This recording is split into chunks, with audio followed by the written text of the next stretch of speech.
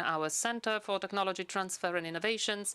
We are meeting here to summarize the 2-year Erasmus Plus program that we conducted here. The program focused on project education during pandemic. So you might think this doesn't really make any sense. The pandemic started back when? When was it?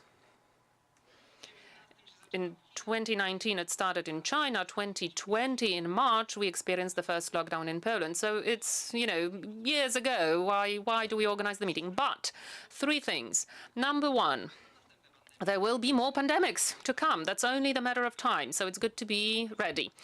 Point 2, you don't need a pandemic to close down schools. During our project, it so happened that our Greek colleagues experienced snow. They had to close down schools. Sometimes we've got natural disasters or students who develop chronic illnesses. They cannot reach their schools for months. So anyhow, as teachers, we have to be ready for it. We have to be able to switch as need be to remote education. But even if we leave remote education off the table, there is also the matter of methods that we use in our daily work as we meet our students, our pupils at schools. So for the next several hours, we will show you how excellent it is to use a project method. Why is it worth to use it remotely or face-to-face, no matter if we talk about STEM topics, so sciences in general, or are we talking about any sort of topic, because a project method can be used in English, teaching history or Polish. So in order to catch up on time, that's it. On my part, I won't dwell on my topics, and let's focus on our guests. Let me just remind you that some of the presentations will be delivered in Polish. I assume this part of the room will understand them. Some of them will be delivered in English. If you don't feel comfortable enough with English, you can take your headsets available here, and simultaneous interpretation is provided. Now, let's go over to the first presentation of the day. Jose Alberto Lencastro is going to present Portuguese school project. And he came to us from Braga, from the Minho University in Portugal.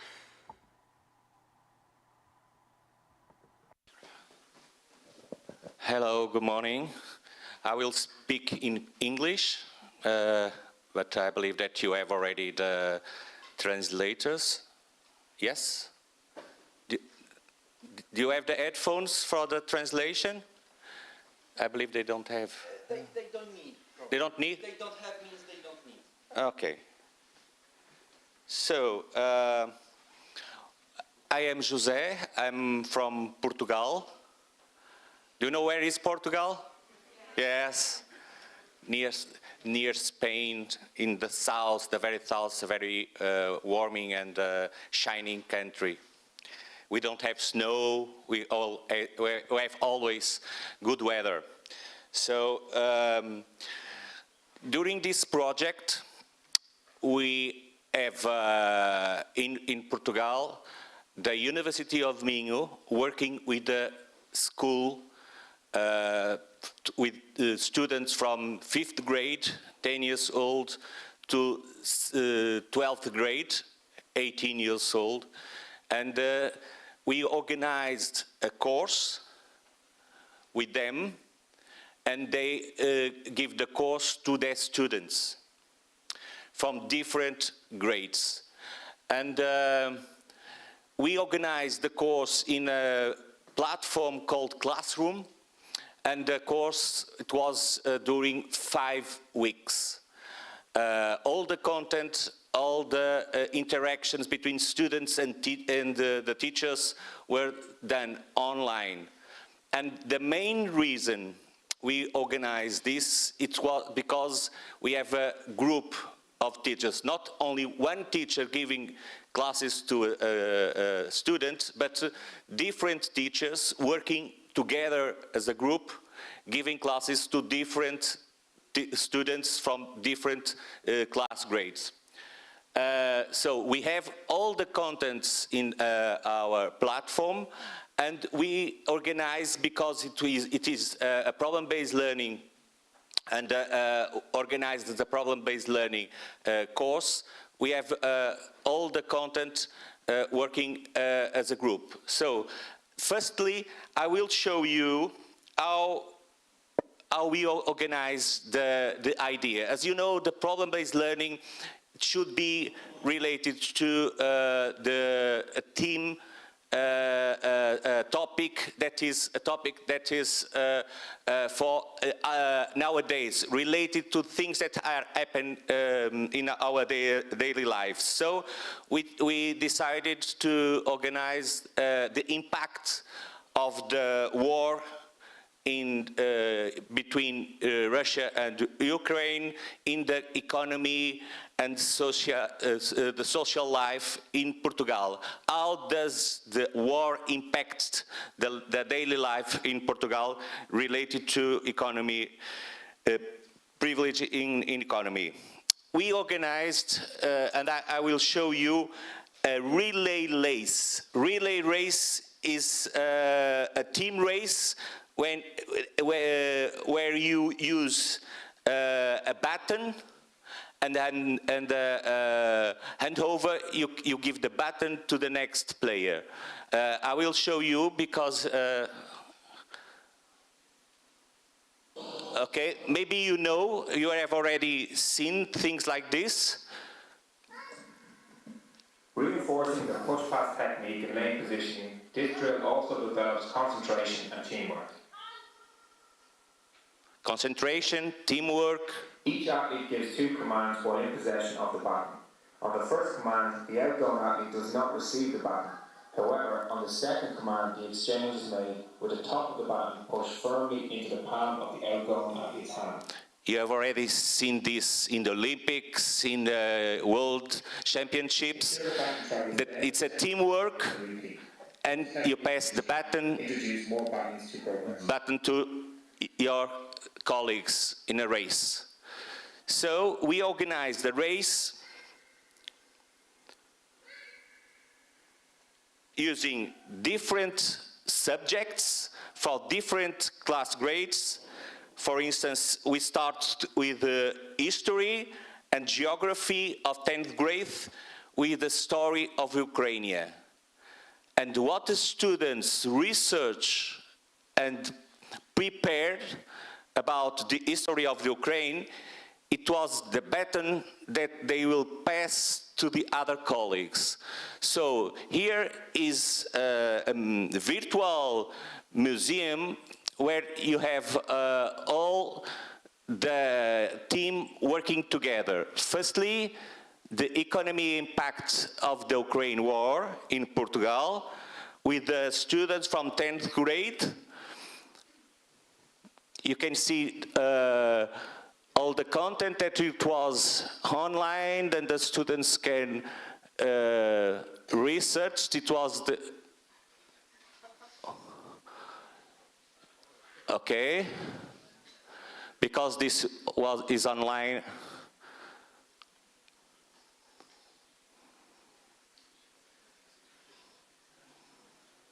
She's trying to find the subject. So the first week, the students from the 10th grade in the subject of history and geography worked together and prepared everything related to Ukraine, because for us in Portugal, Ukraine was a country very far, far away. We didn't know at that time a lot about Ukraine. So these students research about the history and geography of Ukraine, and they organize some classes, they prepare some content, they research, they organize all the content for their colleagues. And these students will be, in a moment, the teachers of their colleagues of another class. So this is the kind of content with links for very on-date info related to Ukraine, the Russia, and how the economy in Portugal was affected by the war in Ukraine. Then they prepare everything and they give classes to their colleagues from 11th grade and also 10th grade in the subject of economy, relating inflation, deflation, import and export, how these affect the economy in Portugal. So, we are already in the second week. This is working online, but they prepare all the info related to this kind of contents that are taught in the subject of economy to prepare their colleagues about this info.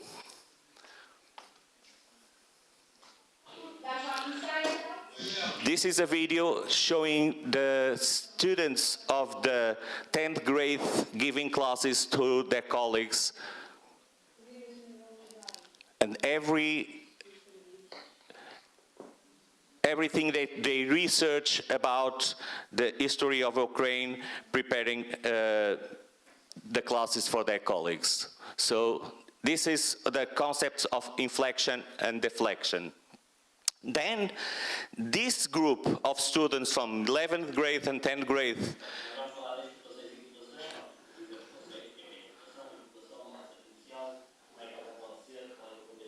so they prepare, they research, and they give classes to their colleagues. Okay, this is in Portuguese, but the theme it was inflection, deflection, imports and exports, and how this affects the economy of Portugal. Then this group of students make their research during 1 week and prepare the info for their colleagues from the 12th grade of sociology.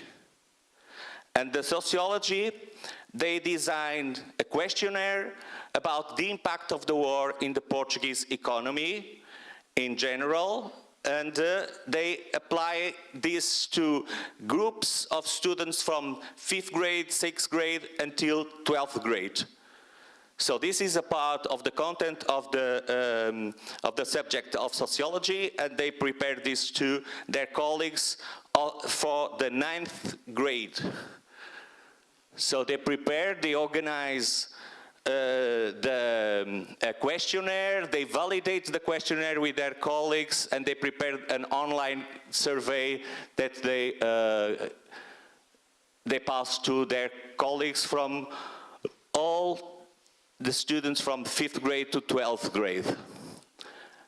And then on week 4th, they receive all that data, and then a group of students in the subject of maths, 9th grade, they, in the topic of statistics, they make all the processing data, tables, graphics, and analyzing all the data they received from their colleagues.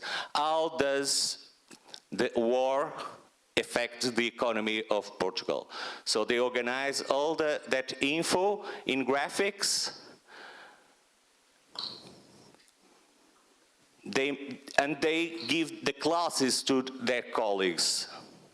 And with this data, we are going to prepare an article, a scientific article organized to present the data for that the students research. So they research, we walk during these 5 weeks in a relay race using the button. The students research, they pass the info for their colleagues, they act as the teachers of their colleagues, and they passed week after week like a relay race. So, what was the difference for a daily life in the school? A group of students from different subjects and from different grades working together, students research on their own with the support of their teachers, in a normal daily life in their school, it's not, they make the project out of the hours of the school. It was during the school, a normal school and a normal daily life of the school. They research, they prepare all the data for their colleagues, and they give the training, they teach their colleagues about this subject. So this project, we understood with this project that it is possible to have different ways of giving classes and receiving training from their colleagues, and I believe they loved it, and it's an experience that we want to continue in the futures. And the two colleagues and two of the 5 colleagues, 6 colleagues involved are here. Marcia and Christina are the teachers that put it into practice. So give a warm applause to Marcia and Christina. Thank you so much.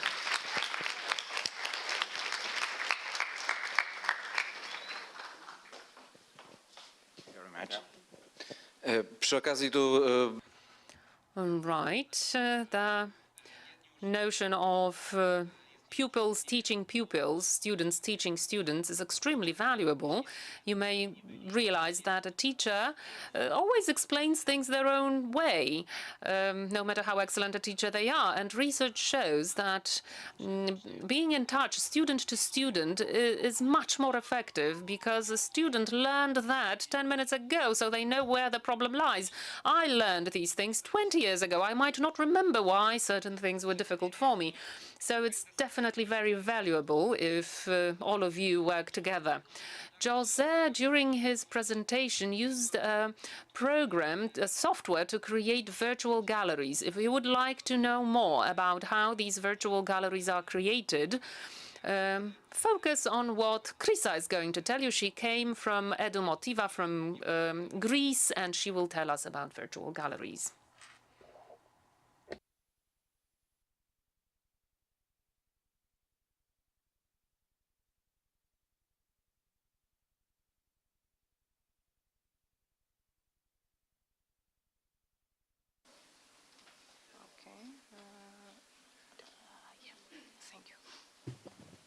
Okay, so good morning. I'm Krisa Papasarantou. I am representing Edumotiva, the European Lab of Educational Technology. I am from Greece, and today I will present you some work that we did with my colleague René Alimissi during the Erasmus Plus project. So as Darius said in his speech, the COVID-19 pandemic has shaped some new realities for all of us, and especially for educators. The educators had to very quickly shift from the live classroom to the online classroom. They had to really fast get acquainted with new tools and new methods and find ways to maintain the teaching and learning qualities such as the interaction, the interactivity, the collaboration that are characterizing a live classroom, and they had to transfer these qualities to online classes. The same applies for STEM projects. So one of our initial motivation was how we can support teachers on delivering STEM projects online. In order to give an answer to this question, we created the BeReady educational handbook. This handbook was created by us, by Edumotiva, in collaboration with the University of Poland, with Uniminio, and the University of Siena. Inside this handbook, we are trying to highlight methods and practices that can support teachers on designing and realizing STEM projects online. We put a particular focus on some key stages that we can find in the project-based learning practice, such as the brainstorming, the planning, the collaboration, the creation, and sharing. And we are trying to highlight methods on how all these stages can be supported and boosted online. So here is a very brief presentation of the content of the BeReady handbook. So we start with an introduction, and here there are information on how this handbook was written. Then there is a short section with some pedagogical considerations and how we can apply project-based learning in online courses and with a particular focus on STEM. And then we have an extended section where a number of tools that can support STEM education online are reviewed and analyzed. So we begin with some tools, with some digital platforms actually for online education. And then we move forward with tools that can support collaboration and communication. Then we have tools for the stage of ideation and brainstorming, tools for supporting planning, numerous of tools that can support creation, such as tools for 2D and 3D representations, simulators for courses like physics, chemistry, maths, tools that can support the stage of creation in general. And of course, we have some tools and services that can support the stage of sharing, which is of equal importance with all the aforementioned stages. Like I said, all these tools are analyzed, and we are referring their advantages and disadvantages when it comes to online education. Then we have a section with some good practices and inspiring strategies in order to inspire the readers of this handbook. And we are closing the handbook with some learning scenarios, which functioning as implementation scenarios, and they are trying to combine different tools and methodologies in order to show how we can realize STEM projects online. Just to mention that you can find this handbook in the official website of the BeReady project. So to set an example of such a scenario that is contained in the handbook, but it was also realized during one of the stages of the BeReady project, I will present you the learning scenario of virtual galleries. So the initial idea is that we are going to create a virtual gallery from scratch during this learning scenario around a thematic area that is of our personal interest. And we are trying to do that through the stages of brainstorming, planning, creation, and sharing. Through this scenario, the teachers can see how an online course can be designed, and the other participants can learn how to work in teams in order to create a virtual gallery that is organized around specific content, and it tries to present STEM-related and interdisciplinary content. Through all this process, the participants are also able to explore programming concepts through different tools that are appropriate for school education, and especially for secondary education.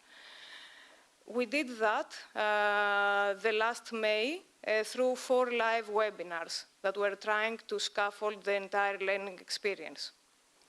So during the first webinar, we introduced the main topic of the webinar, which was the creation of a virtual gallery.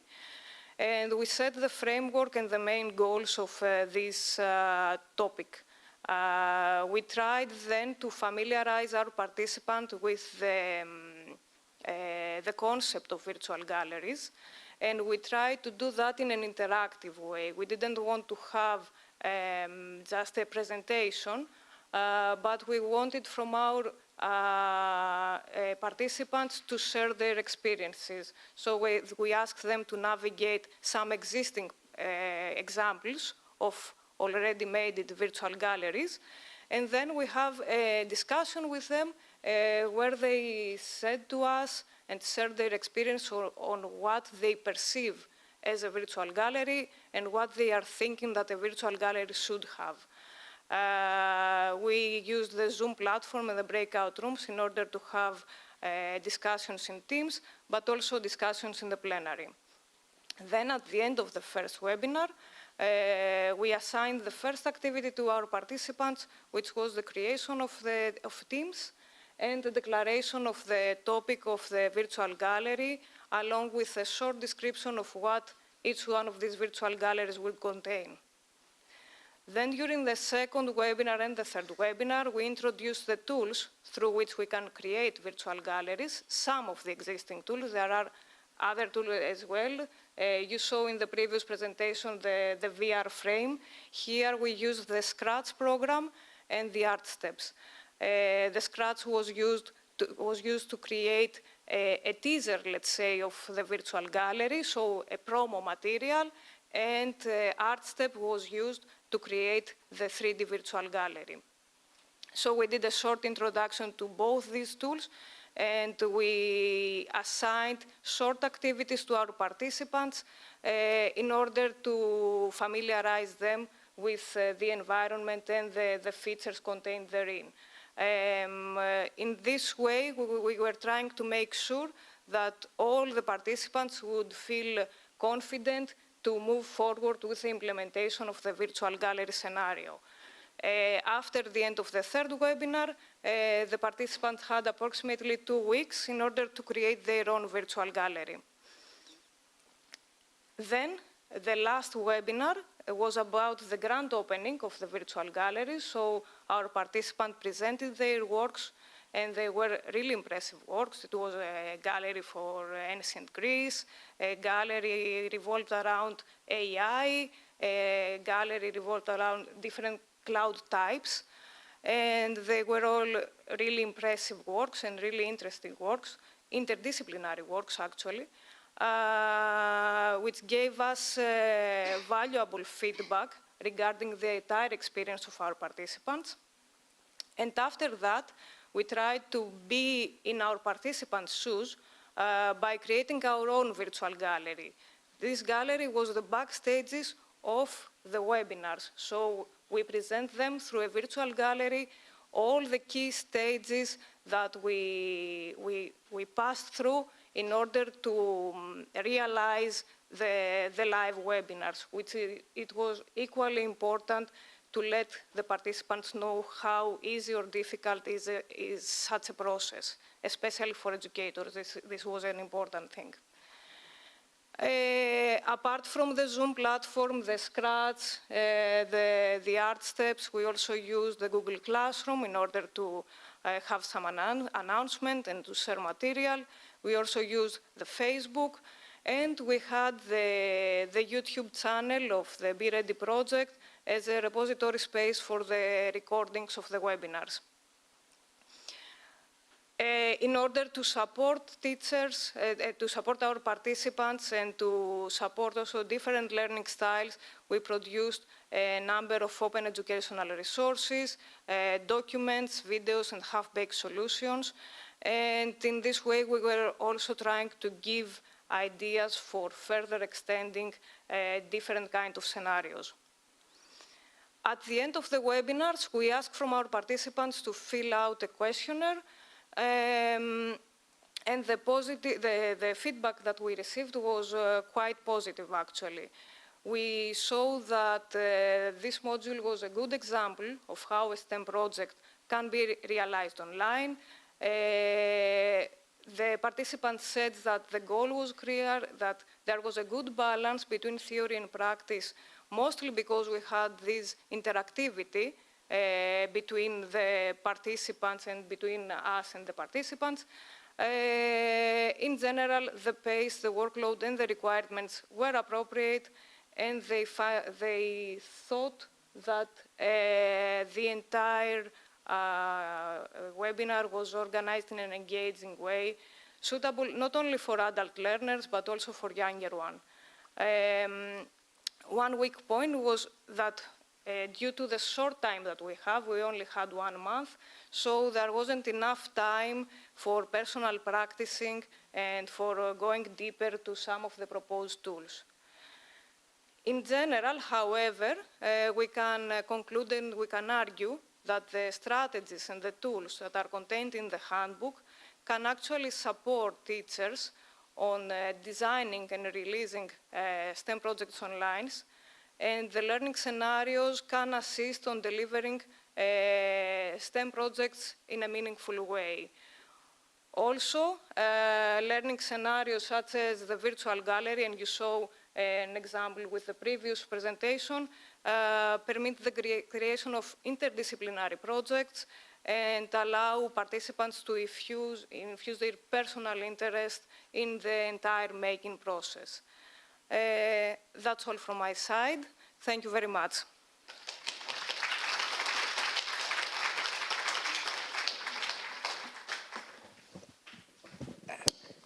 Okej, bardzo dziękuję. Wiem, że nie ma gorszego. Thank you very much. I know that there is no worse way to start talking to the young people than, well, when I was younger. But that is important. When I was younger, we had a book and a copybook, and if we wanted more, we had to go to the library if you wanted to find out more about something.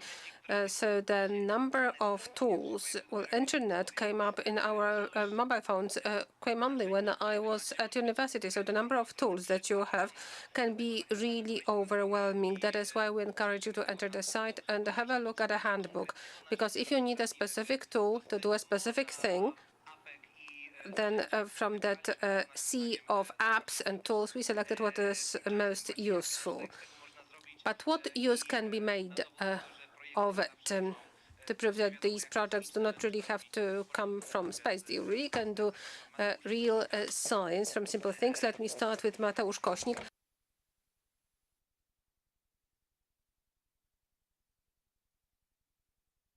And Alicja Żelazko.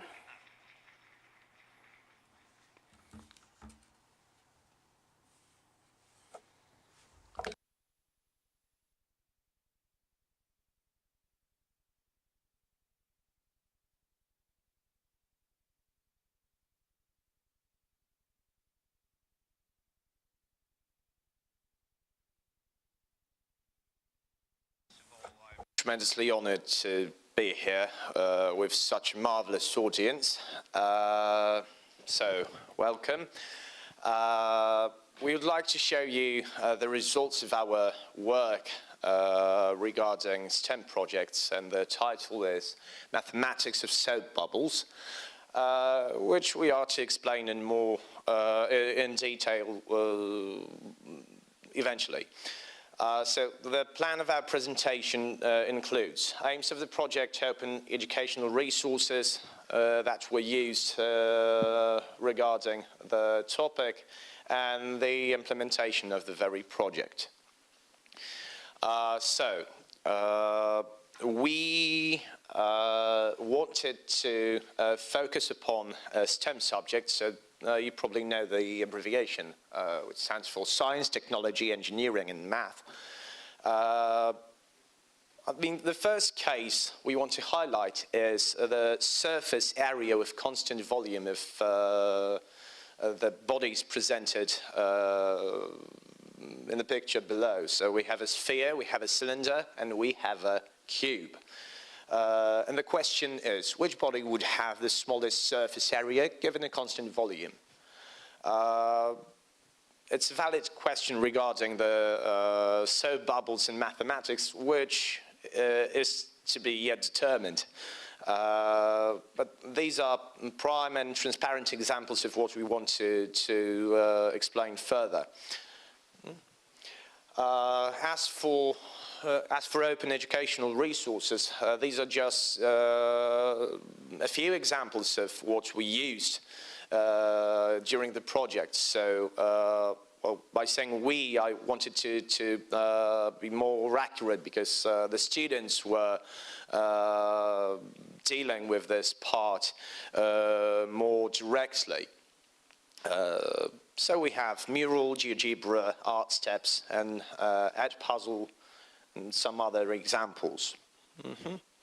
So, regarding the very implementation of the things we are just discussing, the students conducted an experiment with the use of the following elements. So they needed soapy water, they needed rings made from cream or yogurt cups.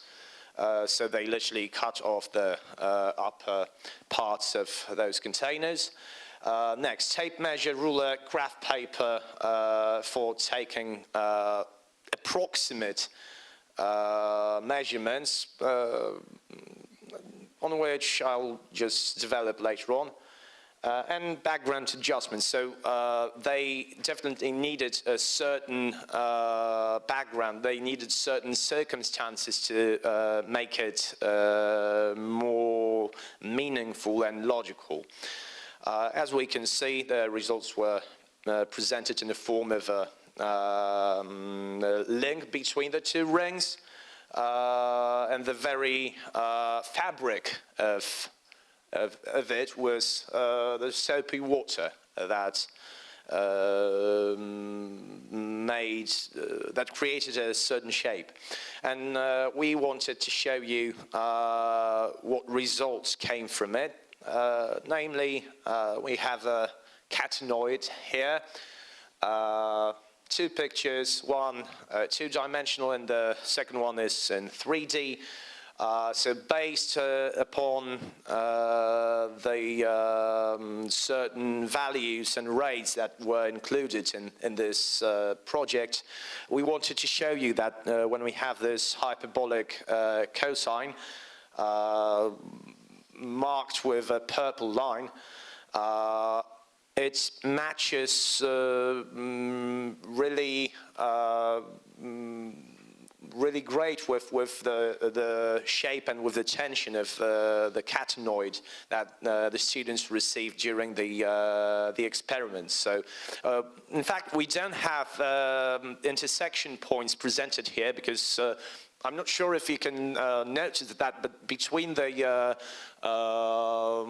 catenoid and the cosh, there are small spaces on the left and on the right. So there are no intersection points in that example. Now, the calculation of catenoid surface area. We see a formula on the top of the page. The formula was pre-made for the purpose of calculation, so it wasn't provided by the students. They were already operating on this very formula. Of course, with the use of certain parameters or values that are presented here.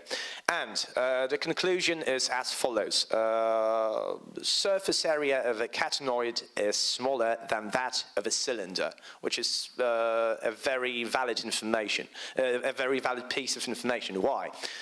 Because initially, when we had the cylinder, the height was determined as a straight line, and with the use of a catenoid, we have this concave shape, right? So, provided that we would use rotation to visualize the shape of the catenoid itself.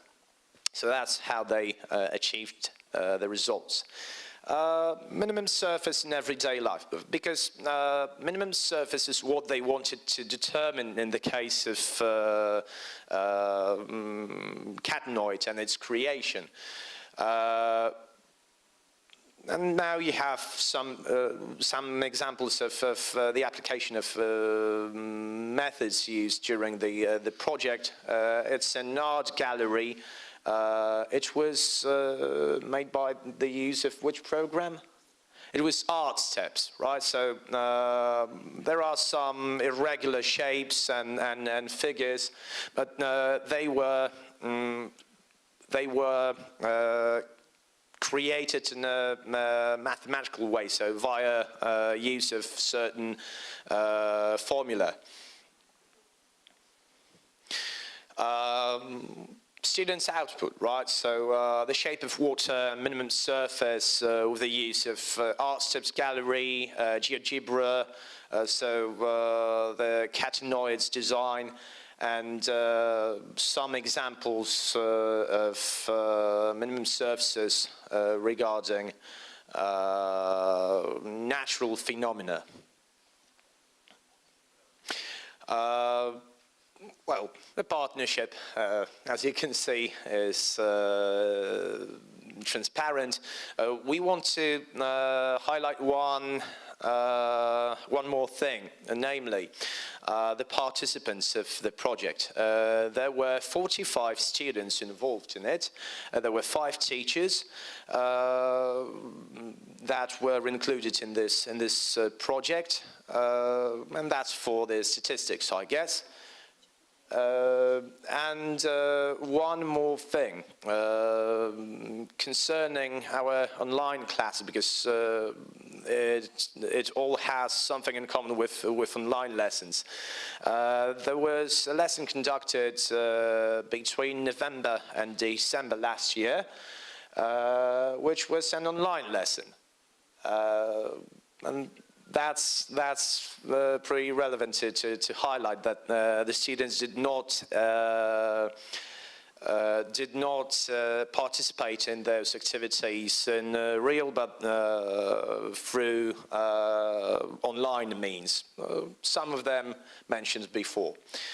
I think that's it. I do hope that you find our idea interesting, because nature itself strives to reach minimalism, right? So that's why we wanted to focus on the very topic of surface, of minimum surface, and all the other aspects included in this work. So, in short, thank you for your attention. And that's it.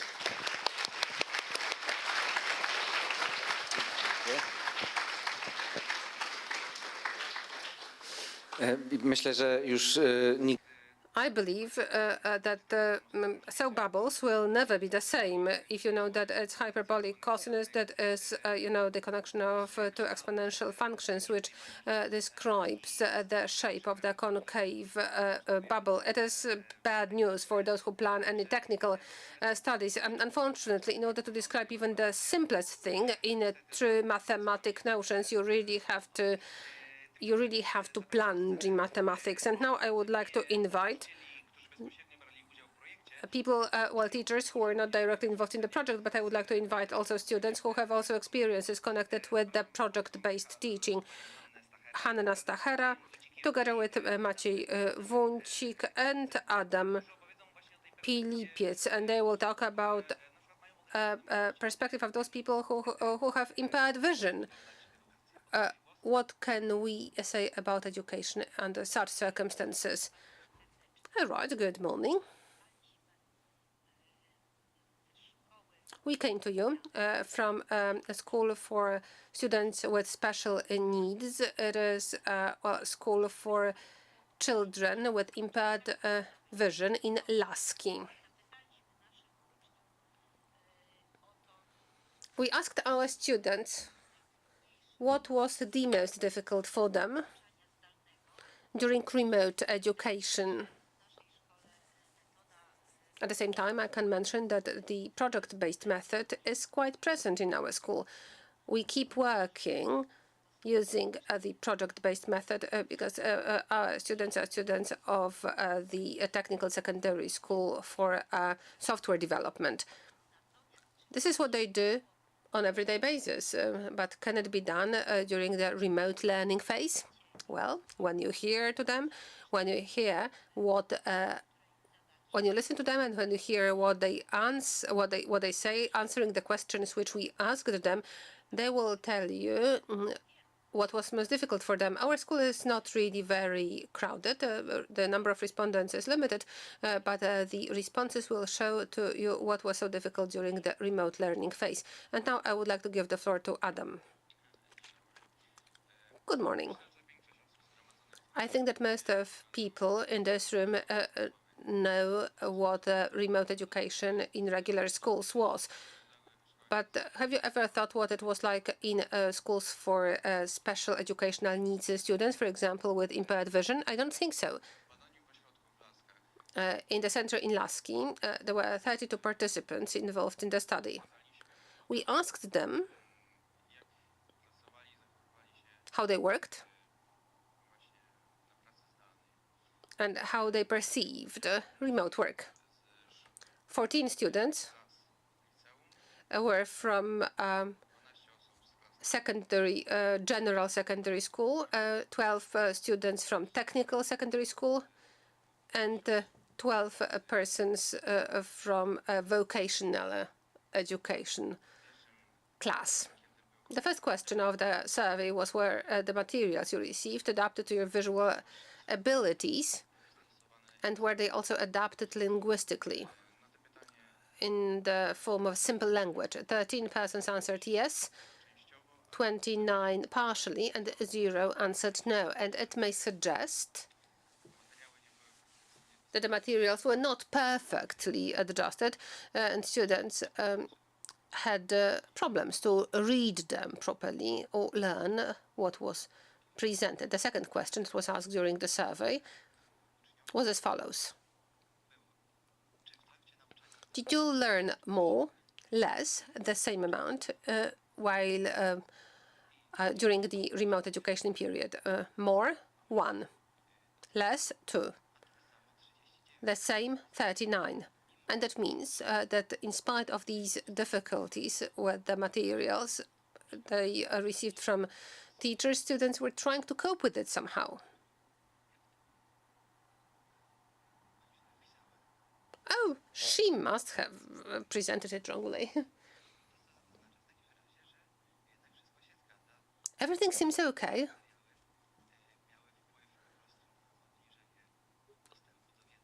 Well, the way of preparation of the materials influenced the decreased access to knowledge of the students. And the third question which we asked was, have you felt that remote learning was impairing your mood? 3 persons answered no. Surprise, surprise. 17 a lot, and 22% said very much, and it is normal. I don't think that anyone likes sitting in the 4 walls of your room in front of a computer 24 hours a day without any possibility of meeting your friends.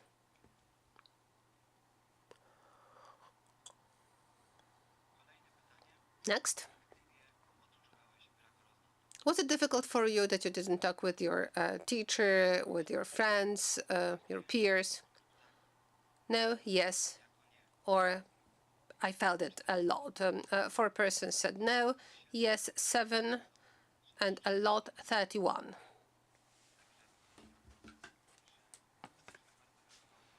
So we can see that students missed contact with each other. In a remote learning setup, they met only online.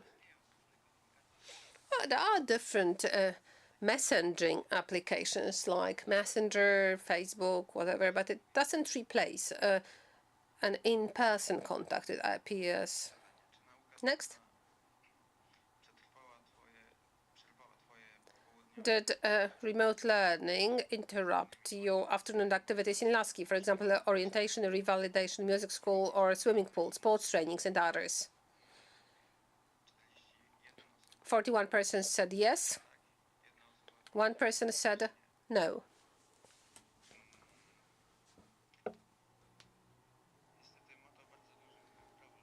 Unfortunately, it is a huge problem. Because quite many of our students are involved in different athletic activities, but they had a problem to continue their activities. And the last question. Instead of physical education lessons, because you didn't have it, did you do any other sports? How did online education influence your fitness? And the options are, it had a very negative impact, slight impact, and no change. Very negative is 35 answers. 6 said a slight impact, and only 1 person said that it didn't have any impact whatsoever. It may have been myself. It simply means that students spend much more time in front of computers. Well, it was a lockdown time. You couldn't go out. So we were under lockdown as well. No chance for any physical activity.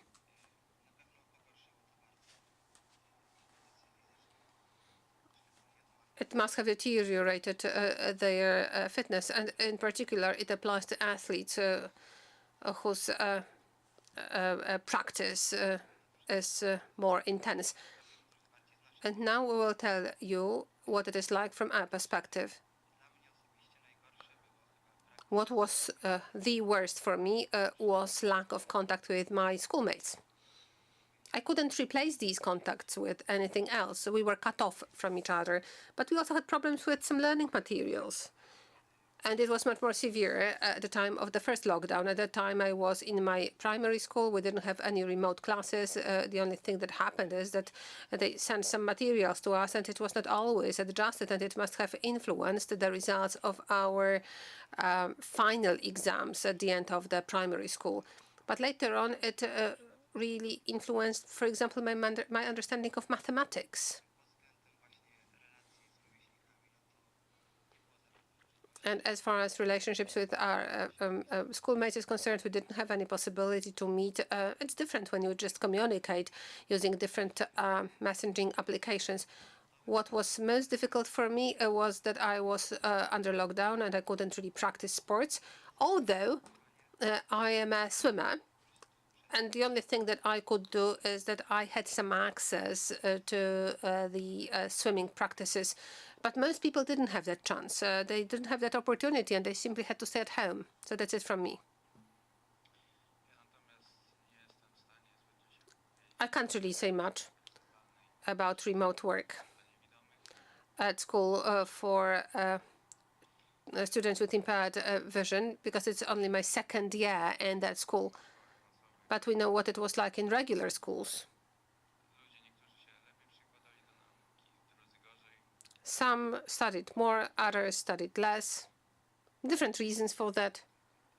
Well, mainly people were so much involved in different computer games that disturbed them to continue their regular education.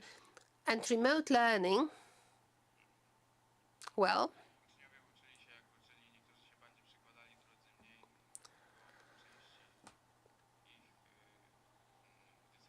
some tried harder. It was a personal decision.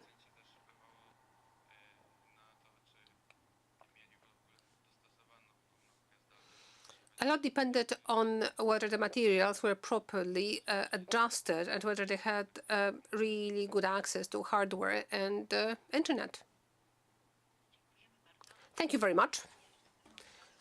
I simply would like to ask you, ladies and gentlemen, to think how we may prepare. We are showing here that we, as the School for Students with Special Educational Needs, we lose a lot during the remote learning period, and it's really very difficult for us to be ready. Thank you very much indeed. And I think that 2 subjects were presented here very strongly. The first thing is that the first lockdown was very painful. We were not prepared for it. Although scientists had been saying for years that as a question of time. In 2007, there was a famous publication in a journal on viruses. And at that time, the cave bats were examined and different coronaviruses were identified. And people knew that it was just a question of time. 5, 10, 15 years, but we knew that it would have happened. But it was not a strong enough signal to prepare educational systems, and that is why teachers had to face the situation that simply unfolded before them, that suddenly they became experts in remote education. And now, 3 days down the road, we are much more prepared, much better prepared. But that was the point of the project, to be prepared when such a need arises. Unfortunately, we see that there are such indicators, and unfortunately, we can see that the quality of education went down. And one of the main problems is that at a time when we cut off the relationship between teachers and students, then the whole education responsibility was on you. It was your choice whether you wanted to participate in it or not. And if someone simply concluded that you didn't want to participate in it, well, it's quite understandable because, playing games is great. And then teachers were helpless in a majority of cases. And now, unfortunately, it is on you to make up for the arrears. And we are rooting for you. And to continue that and to show to you that we were talking all the time about the fact that the remote education is not only about science, but the project-based method can be used not only in science. I would like to give the floor to Hanna Buchner, who has just joined us. It's the perfect time. Well, this is the name of the internet site, working version, wersja robocza, and Mrs. Buchner runs it. Over to you. I don't have any presentation. I am going just to talk to you. The working version is something which is still work in progress. It is good because it is something which is in use and not something that was once prepared and then pushed aside. Hi, my name is Hanna Buchner, and I am involved in the project-based method in school education. It is quite a specific area of our business. But I'm also a teacher. I teach both in primary school as well as in secondary school, and it is my passion, it is my devotion. This is something I really like, and I consider this to be my hobby. You can't really make money on it. The only thing you can do is just to have fun. And this is how I take it. I found other methods to make money. Project-based method, you can turn it off because it's not mine. Darek said that we have to take a broader perspective. Let's have a very broad perspective. Our time is limited, so I'm just going to look at the watch in order not to enter into the time for your coffee break. Well, a project is a magic word in school. It is going to change everything. It is going to simply give all of us creativity, ingenuity. It is a wonderful panacea to all the problems of Polish schools. It came up for the first time when junior high schools were created in Poland. It was roughly 20 years ago. The idea behind that was that every student must do some project. Everyone must have something to do with project-based method. And everything would be great, or it would have been great, if they had said what it means, what the project had been. In the past, projects had been done in the design offices where some architectural blueprints had been prepared or something like that. And then when something was written or drawn in on a sheet of paper, it was a design of what was going to be done. And then at school, it turned out that it was everything. Just absolutely everything. And you can put there everything that will be created by a teacher, a principal, or sometimes parents. For example, let's go to the park. It's going to be a project park. Let's put different furniture in the room. It's going to be a project about classroom. Let's write a poem. It's going to be a project about poetry. And in that, we can see that we may have lost the sense of the project-based work. Well, the majority of the schools lost the sense, and then we had to rediscover it. In Poland, we have a black and white legend of projects. I think that high school students know what white and black legends are because they may have already had something to do with Napoleon. So let's start with the black legend. And it is mainly sourced from some of teachers and students. Well, again, a project. What does it mean?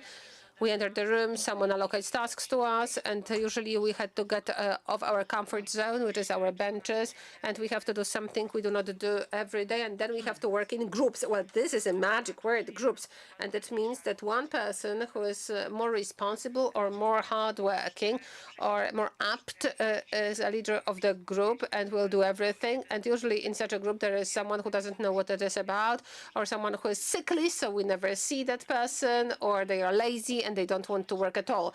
And some other people who, depending on the subject, will get involved or will not get involved. Those who are the best usually hate projects at school because they are those who do most of the job and they have to actually tag others along. Those who work poorly, they don't really like doing those projects because before everything starts, they seem to be like morons. So they don't really like it. And now, since you are sitting here at the conference, you came here and you cared a little bit. You are those creme de la creme, those who actually bring others with them. Most probably it is the case, but you yourselves know what it is like at school. Then, well, it's going to be a project. You do your work, be creative to make sure that everything is great, but we want it to be done like this, that, and that. And those points are from 1 to 10. The scoring will be going to be done like that. Why does the school need it? To just settle some grant, if the grant was presented to the school, or take some pictures and post them on Facebook or some other media. And if it's a private school, or if it needs some promotion or encourage new candidates. If it's a public school, then, well, the money also is important. So the teachers and students who are often pushed to do that, not necessarily volunteering, they might not like it. If you ask a student what is it that they don't like most in project, they list teamwork, group work, because you never know who you are going to get in the group, and this unpredictability. You don't know what's going to happen. You don't know if somebody who comes is fascinated with the environment or someone else fascinated by technology, or somebody decides that we are going to save sick cats. You know, you come to school and it often happens, so at least we hear it from the students, that it often happens. It's a surprise party. You never know what's going to happen. Not entirely. Not everyone likes that, and everyone enjoys that. Some people enjoy surprises, some hate them. So this is the dark legend that follows. You know, what's wrong, what's not right. Even before it starts, sometimes we hear, oh my God, this is going to be a week of projects. You know, they complain and moan, but there is also the white legend behind it, the miracles that are supposed to happen in education, and the specialists of that are the owners of the school, sometimes the principal, sometimes the parents who read in the research studies that project method teaches more and more quickly.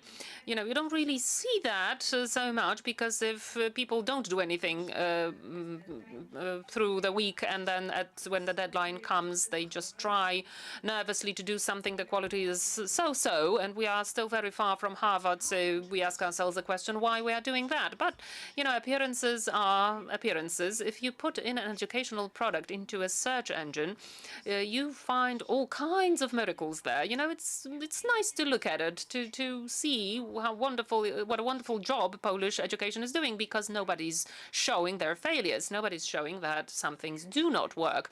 Nobody's showing that frustrated, ambitious student who's going to pull lazy bones on his or her shoulders to maintain appearances. Nobody's showing the schools painting the grass green because important guests are coming. We are only showing successes. And you have to remember that, whether you do your own projects, and I'm talking to teachers and students alike, whether you do your projects, participate in something that's being offered to you, first, always, you know, don't look at the appearances. Sometimes we are disenchanted with something because, you know, it seems that, you know, it's a long-term project. We saw photos before, people were very happy, and now when I'm participating in it, it turns out not to be that great. Why? Because life is not what you see on Facebook or TikTok or whatever else. It looks the way it looks. It is what it is. So if the project lasts several days, weeks, months, you get a lot of frustration, conflict, interpersonal conflict, and failed undertakings. Is it a good thing? Well, it's the only way to learn anything. And that's something that Polish education fails to understand of it, that it's supposed to fail. You are supposed to make mistakes, not just as an individual, but as a group. When I do week-long projects in schools, the biggest failure for me is when all the teams do their job, they do that perfectly and exactly as it was imagined by the teachers, because that means that nothing serious happened en route, because where did these wonderful solutions come from? Either chat did that, or parents for the younger classes, or this one single participant who really found it important. So is there anything in between the dark and the white? Yes, there is something in between. There's us, you might say. So people who are encouraged to do that, who are told that we will benefit from it. So can you really benefit from it as an average person? Because there is a benefit for the school. We know that. Promotion. It looks good in paperwork. Sometimes there is an inflow of money. Parents are proud. Parents love project outcomes, especially in primary schools. Oh, this is so beautiful. A beautiful exhibition.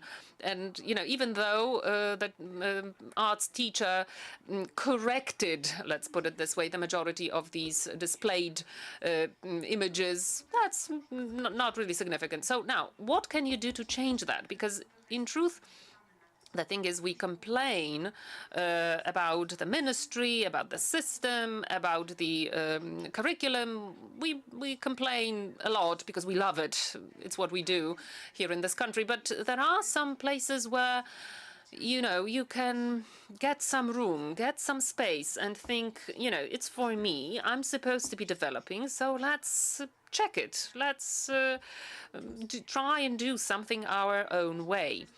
And so it's about both teachers and students, whether they get into that route, if they check, if anything is up to them. So I don't know if you have taken part in major projects like EU-funded projects or ministry-funded projects. Typically, these projects have a relatively broad framework, and within that framework, you have to come up with something for yourself. For instance, it's all entitled environment, and it's supposed to be associated with local community. It doesn't matter if you plant trees, clean up garbage, or create a solar bench that's going to charge your cell phone. It doesn't matter. It's all about spending the money well and obtaining some local environmental outcome. I'm trying not to use that word, but if environment benefit is going to happen, let's put it this way. So if we get information from the teacher about the project being planned, it's like a goose being fed. You have to be careful of that, and I'm talking to the students now, but also to the teachers, because it's also always it's often something suggested from up there. We are sometimes in the project, perhaps even here. I'm not sure how this project has been organized, but you hear, yes, let's go to a conference to the technical university, and whether I care about that or not, I'm dragged here, even though perhaps I'd rather be somewhere else in the park on the other side of the street, as the weather is so wonderful. So if it happens that you're only consuming, you're a consumer like the one in the shop. Someone prepares a mush that's supposed to be good for you. It's supposed to be educational, and you just swallow it. You just take it in like a goose that it's being fed, and once you're fed well enough, something else can be done with it. Well, you can eat it. That's a drastic example, or use for different purposes, less drastically perhaps. So the first step on the part of the student is to, before they are forced to do anything, arrive with your own idea, with your own project. Our project, an idea for something, the true project, the way it was intended, is a situation where the majority of steps depends on the individual taking these steps. The same happens when you go to work. If your boss tells you, do a project in a company, the boss will expect for the team to sit together, consider the situation now, wonder what needs to be done in order to change things, sell more items or change the reality, and then that same team, step by step, wonders what to do and then does it. The school doesn't work that way. You come to school, you find out about the anticipated outcome, the steps that you're expected to take, and how many points you're going to get for a specific step. So if you select proper teams, you will get first 10 points. If you deliver the design, then 10 points. It doesn't look like that in real life. And you can, refer that to a situation where you have your own private ideas. You're teenagers. You must have these moments in life when you become interested in something, intrigued by something, no matter what that is, whether it's looking for a destination for your holidays or some branch of science. Doesn't matter if it's planning to get to a good university. Nobody has to tell you what steps to take. You will come up with those steps. If you don't, you will ask someone who knows more about that, someone who took these exams before, to tell you, to explain how to get ready for them.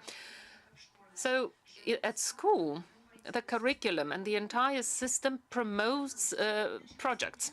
So every teacher is supposed to have at least one project under their belt from time to time. At least that's the regulation. It happens in some schools and it doesn't in others. But those projects are meant to be yours, not brought to you, put on the table and tell you, get excited about them. No, but that costs. I'm not saying that it's all happening so easily. You have to really consider what is it that you expect from a specific topic like history. If you don't want to sit around and be bored for a number of hours because there's going to be a lecture by the history teacher who just keeps droning on, it would be good to come up with some topic that's important for me in this area, in history. I'm not sure, perhaps a good example would be what Bednarska High School did. They had a project in history. It was entitled Going Back to Your Roots. So they traveled, all around the country looking for your roots, and, it seems banal. And it is, in a way. It's a trivial idea, but the non-banal thing is that people were involved, that people really wanted to do that. They really wanted to go somewhere to the countryside. It's all happening within school hours. So are you really learning then? Perhaps a biology teacher is going to get a panic attack because we are not doing the curriculum. So, all that has to be settled. But from the point of view of a teacher, you have either a situation where you can only trust yourself, so you do your own projects. And then the teachers are subcontractors of sorts. So they come and they have to do the job that I tell them to do. I expect a given outcome. It's going to be a project, but it's going to be a single person project. I'm the only owner of that project as a teacher.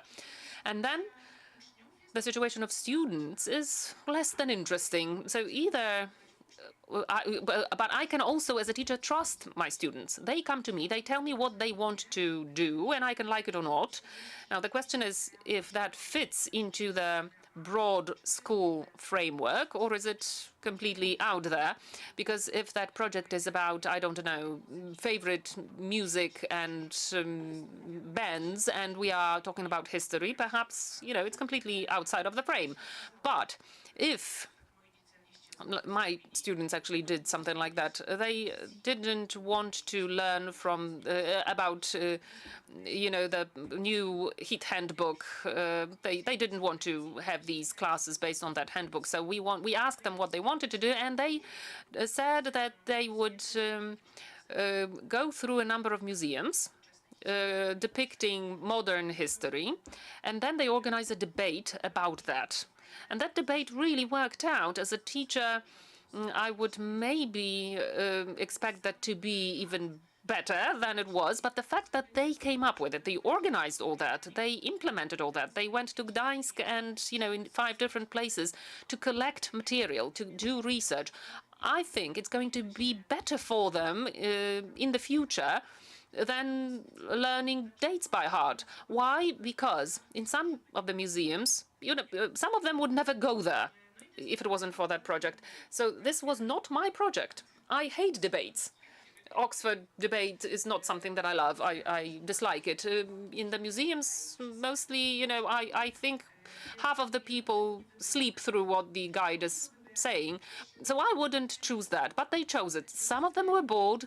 Not everyone participated actively in the debate, but still, I think the fact that they did it their own way was very beneficial because they knew that they were not slaves coming to school. They came to school being free people. They offered something and we used it. We still have 1 more minute to go. So 1 minute to the teachers. I think it's a speech about everything and nothing, but I hope it will encourage you to take action. There is a rule for instructors, trainers. If you do a training, some activity, you have to have fun. You yourself, you cannot be bored in your own class. So I encourage teachers to look for something for themselves in all that, so that it's not just a necessary evil. Even if some of the projects are forced upon you, if you take it up, it doesn't matter if it's about snails in the gardens of Warsaw or if it's going to be about Polish rulers. Find something, at least one tiny little thing that's going to make you interested, that it's going to attract you. That's going to be your bit. I come from a Montessori educational rule. Montessori was a woman who revolutionized education. She said that work happens when you develop in whichever area, psychologically, mentally, scientifically, or physically. So just do whatever you can to make sure that your projects, whether it's your idea or somebody else's idea, whether they are true work, developing work, because that's the only circumstance when you're not wasting time, and only then the school can win against the park on the other side of the road. It sometimes happens. I wish it to all of you, teachers and students alike, and thank you very much for having me. Thank you very much. This was very energizing. I'm not sure if we even need a coffee break, but yes, we will get a coffee break, don't worry. But you started talking about frustration, about, some things thrown into our garden that we don't want to do. I think that's something that really teaches us about the future. But yes, change it if that happens, because it's a waste of life. For now, we are exactly on time according to agenda. So thank you very much for all the previous presenters. So now let's have a coffee break that's going to be served downstairs. There are 2 elevators with limited capacity, so I recommend to use the stairs on the left. Please be back in 15 minutes so that we can start at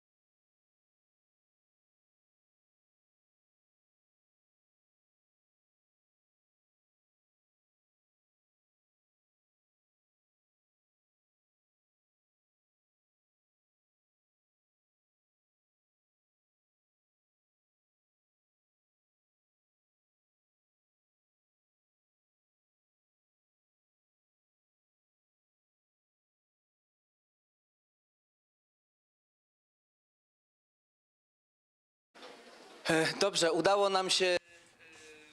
All right, we are back.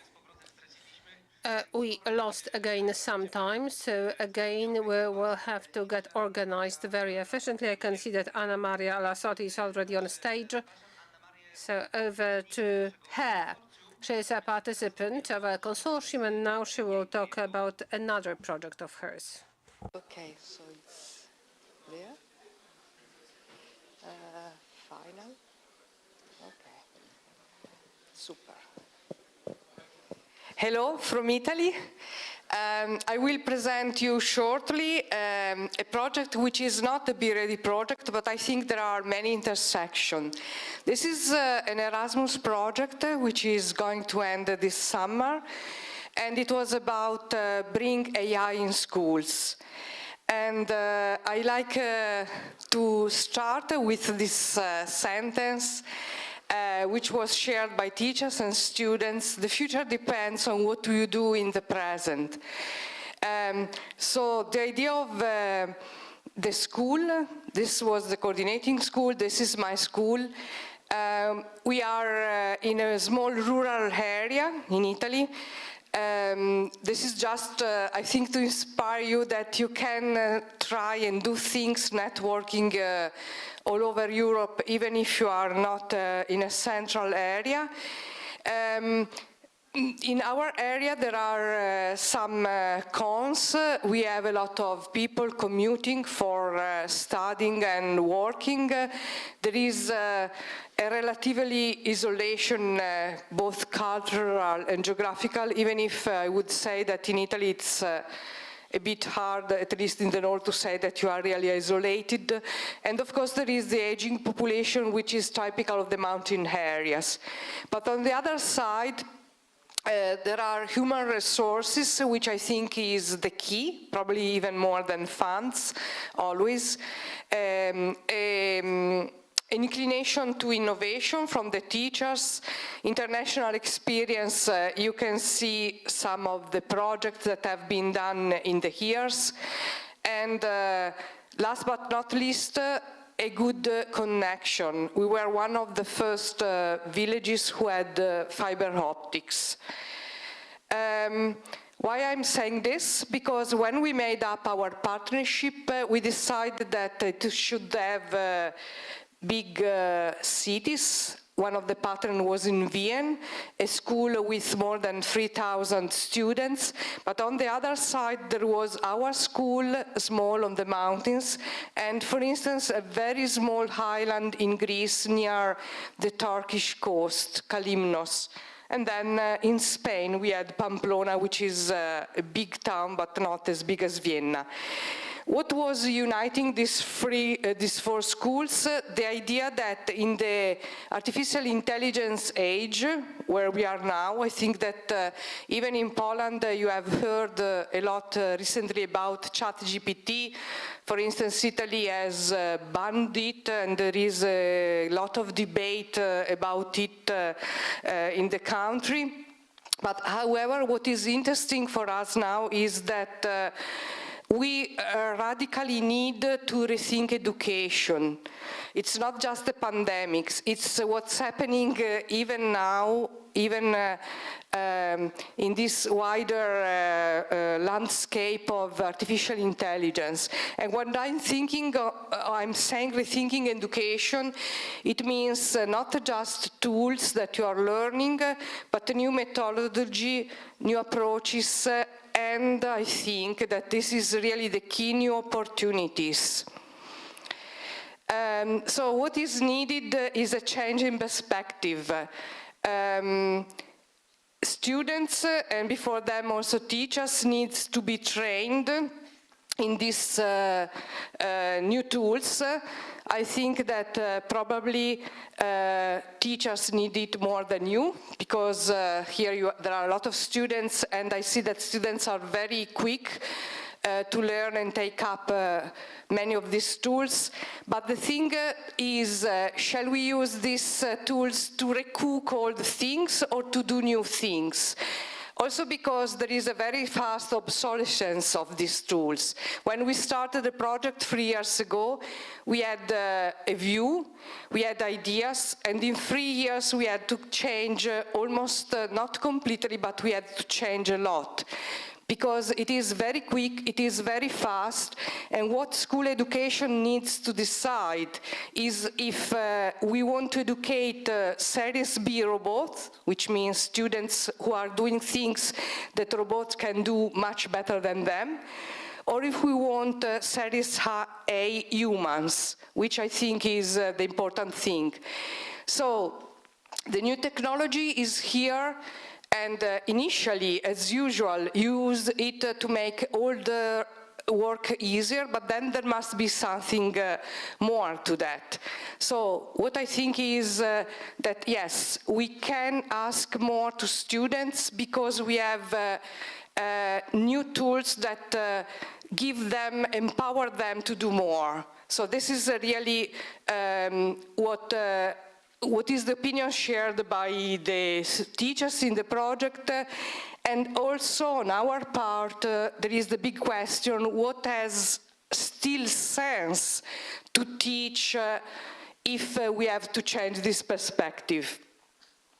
And one of the nice, funny things that we did, we asked the colleagues in the school, for instance, with ChatGPT, to assign a task that they usually did as homework, and to evaluate it, to assign it to ChatGPT or to any other generative artificial intelligence.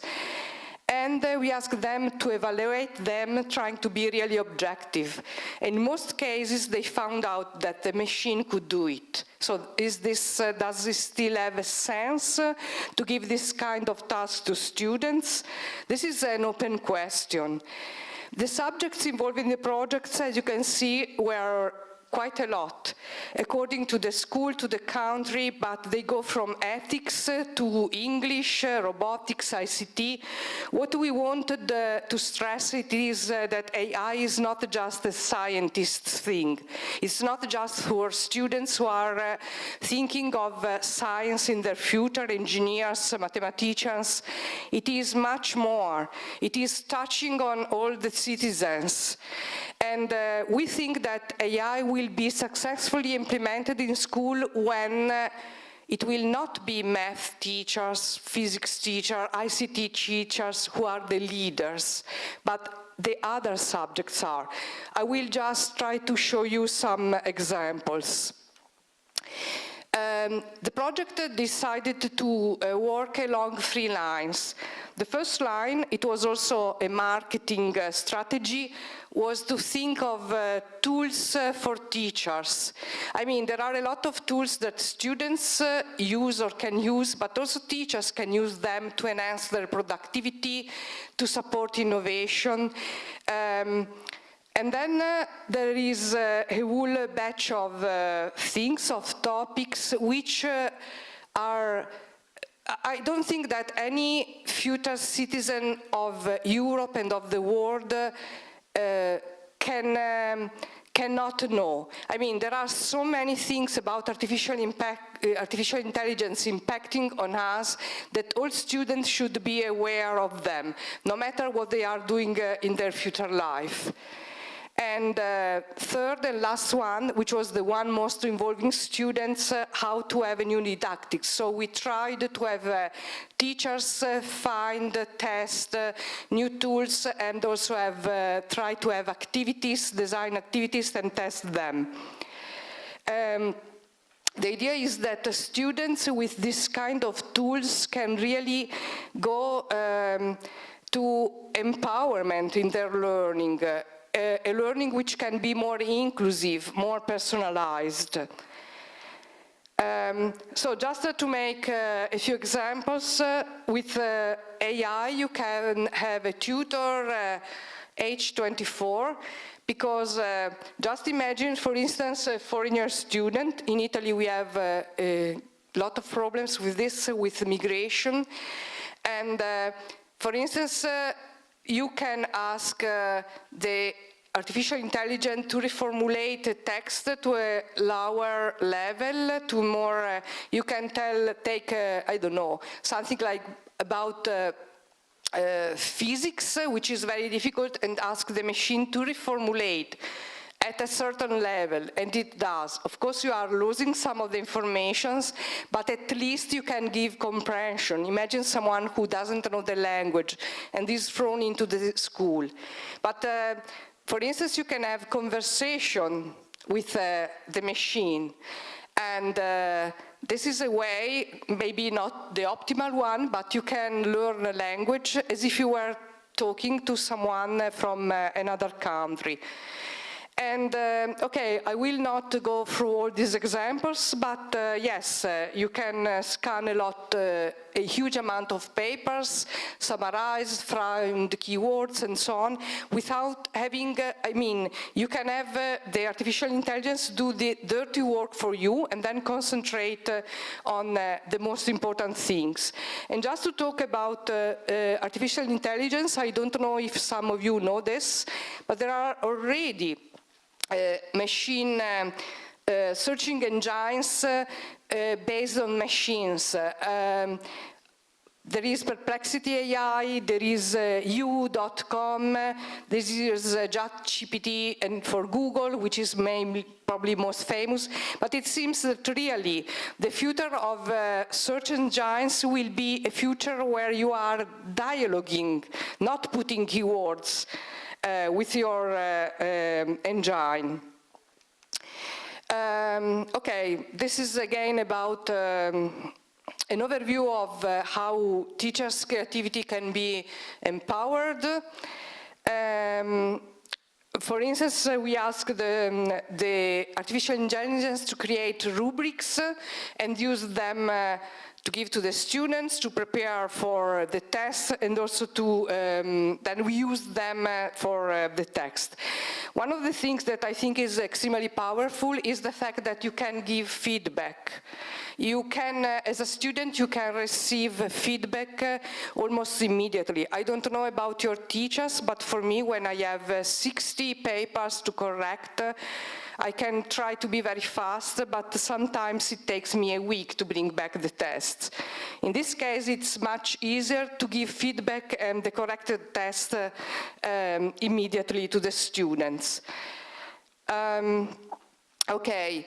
What we noticed, it is quite obvious, but again, we wanted to stress it, the tools become obsolete very early. Some of them are already, let's say, old after, let's say, 6 months, but ideas are not becoming obsolete. I mean, if these tools are used by teachers with a new view, with the idea to empower flipped classrooms, for instance, to work with a more active didactics, to focus on the process. I mean, there has been a lot of talking about with ChatGPT and similar, students will cheat. But the question is, why should students want to cheat if they are there to learn? You are spending a lot of time in school. So, are you spending the time supposedly because you want to learn, because you are working for your future? So what you want is not to cheat to get marks, or you should not, but you want to learn, to know more things. So if really the focus of the discussion is about cheating or not cheating, I think that education should really refocus and rethink of what they are proposing to students. The base for the new era of education is definitely a learning alliance between students and teacher. I know that you have powerful tools. I know you can use them, and you can decide if you want to try to cheat and learn almost nothing. And of course, if I found this out, then it will impact on your marks, or if we want to be allied and work with these tools to enhance your learning.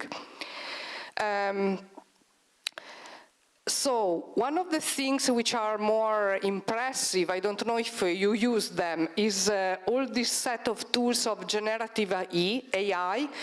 And I think this is extremely interesting for students' creativity. For instance, an Italian teacher, L1, mother tongue, worked with the students, and the students trained the machine to have a lot of texts from poetry of a certain age or a certain poet. And then, once the machine was trained, they gave a seed word, and from the seed word, the machine created poetry. And it was nice because some of them were very nice also, and you could reflect. This was, I think, the important thing in didactics. You could reflect on which were the characters that the machine found that were distinctive of this age of this poem. And so a discussion can start. And this is the opinion of the teacher, who was not really very keen on ICT before this, but she tried, she tested, and I think we convinced her. As a tool, we used Google Colab. And when I was saying that things are already old, this needed students to do a bit of coding, not much.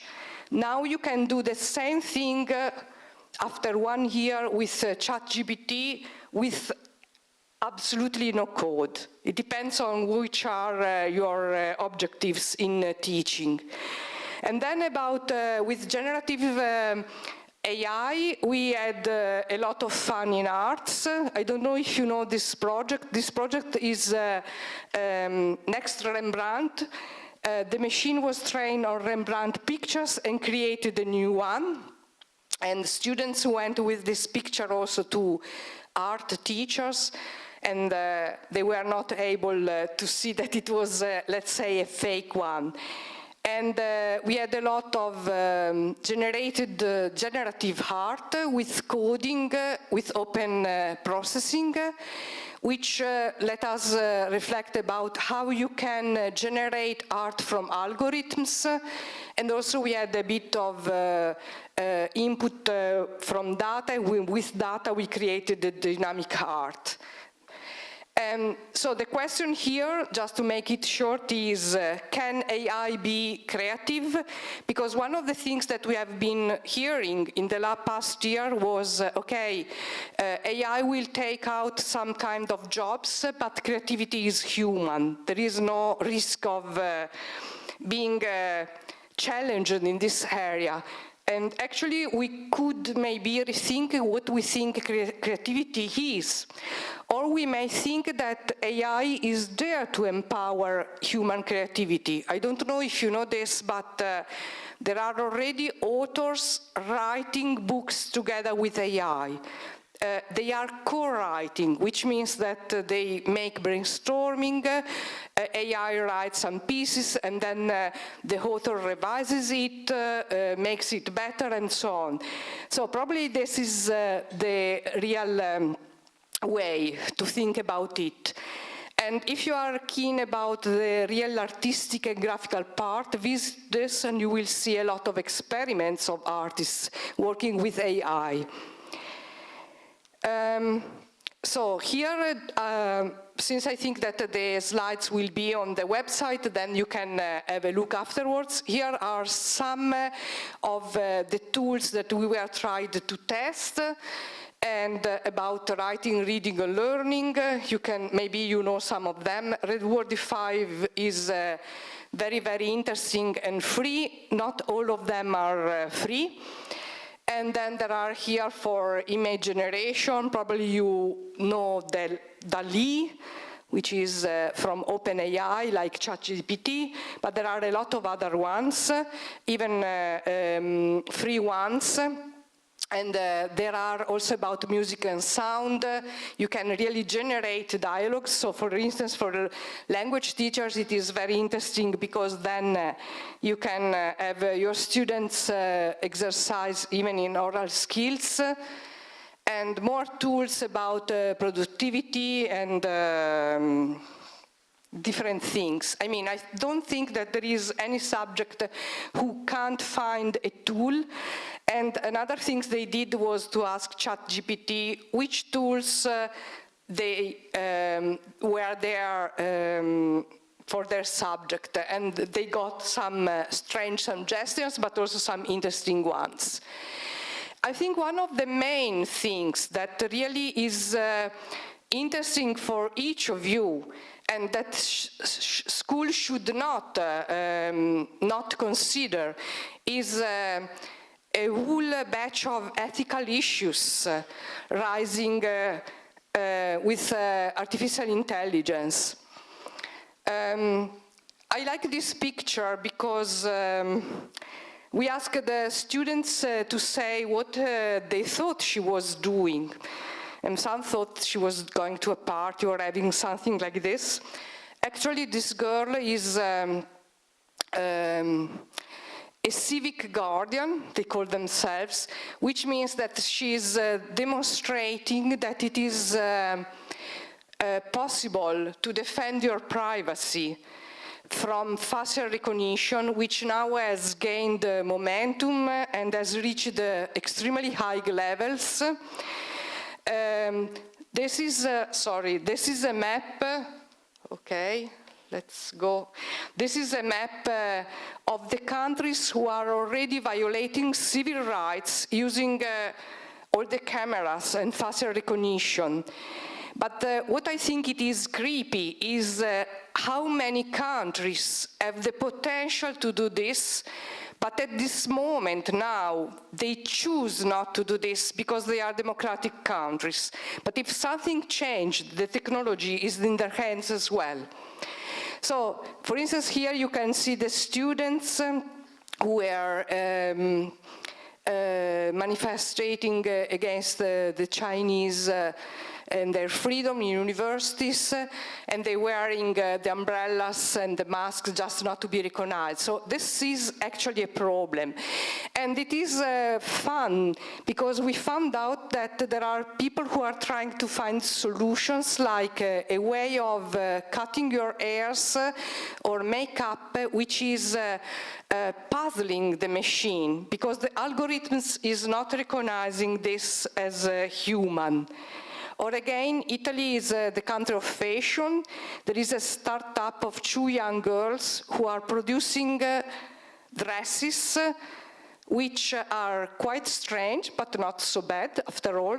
And if you are, if the camera is looking at you, is not seeing you as a human. And what is behind this is, okay, freedom versus security. But what the girls were saying in an interview is, we are not hiding. If there is some human observing us, they will see us, they can recognize us. We are not criminals, so our face is seen. What we don't know is a massive recognition by a machine which doesn't have a soul. So this is one of the things to think about. Because imagine how many of your images are around in the net when you are sharing pictures on socials and so on. And then there is, maybe this is famous, there are dilemmas related, for instance, to autonomous driving cars.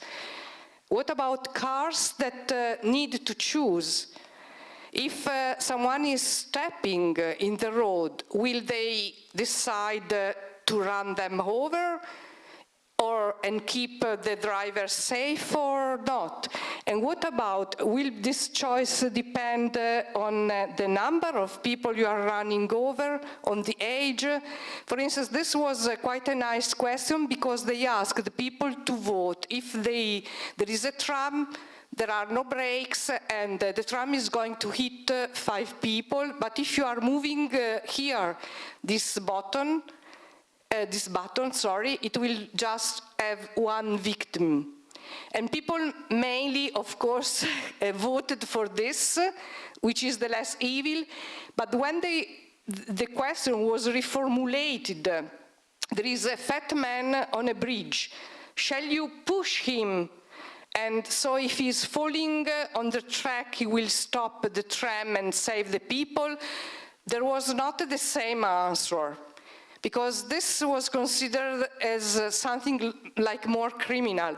So you see there are some subtleties which are typically human and also depend on cultures, and we don't know if the machine is acting and thinking in the same way. There was an important work.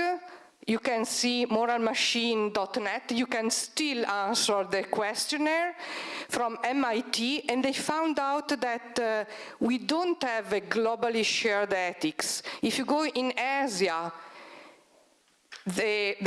people will answer that it is better to run over a baby than an old man, because aging people are considered more important. There is a reverence for them. If you are in the West, in Europe, for instance, if you have to choose, probably you will decide to make the baby live because you think that there is still the life in front of him and so on.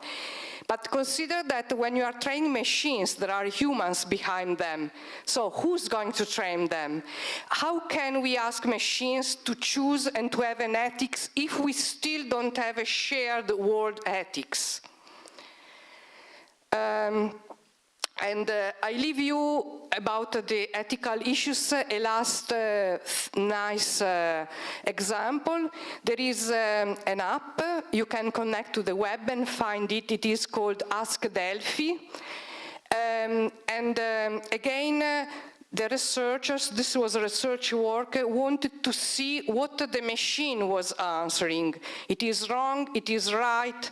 And so again, and I would say we did this before even suspect times, so when we didn't have some political problems in Italy, we tried to formulate almost the same question. It was about migrants, if to accept them or not. And you can see that the machine gave different, it says, sending migrants back to their country, it's wrong. Let migrants in the sea, you know that for Italy the great problem is if you are sending someone back, most of the time you are sending them to the sea. It is dangerous. Pushing back migrants from my border, you know, there is the stress of the wars on my border. It's okay. So imagine maybe another situation when a machine will observe your curricula or will interview you and decide if you are entering a university or you will get a job. And this machine will examine the words. How are the machines really understanding these words? What's the difference? And to tell you that there is still a lot to go, look at this, which is quite fun, because the machine is giving a toxicity score to the sentences, and you see that stabbing a cheeseburger is very toxic, because it is focusing on stabbing, not a cheeseburger, okay? There were also these fun aspects. This is Ask Delphi. You can still have it. I think they are still collecting data, so if you want, you can try to use it. And just to say how, for instance, the didactics can change, we asked students to choose some debated issues, to formulate sentences in different ways, and to see what the machine was doing, and comment on how the machine was judging something right or wrong. And if you want more related AI issues, there are plenty. For instance, I don't know if you know this, there is what is called new colonialism for AI.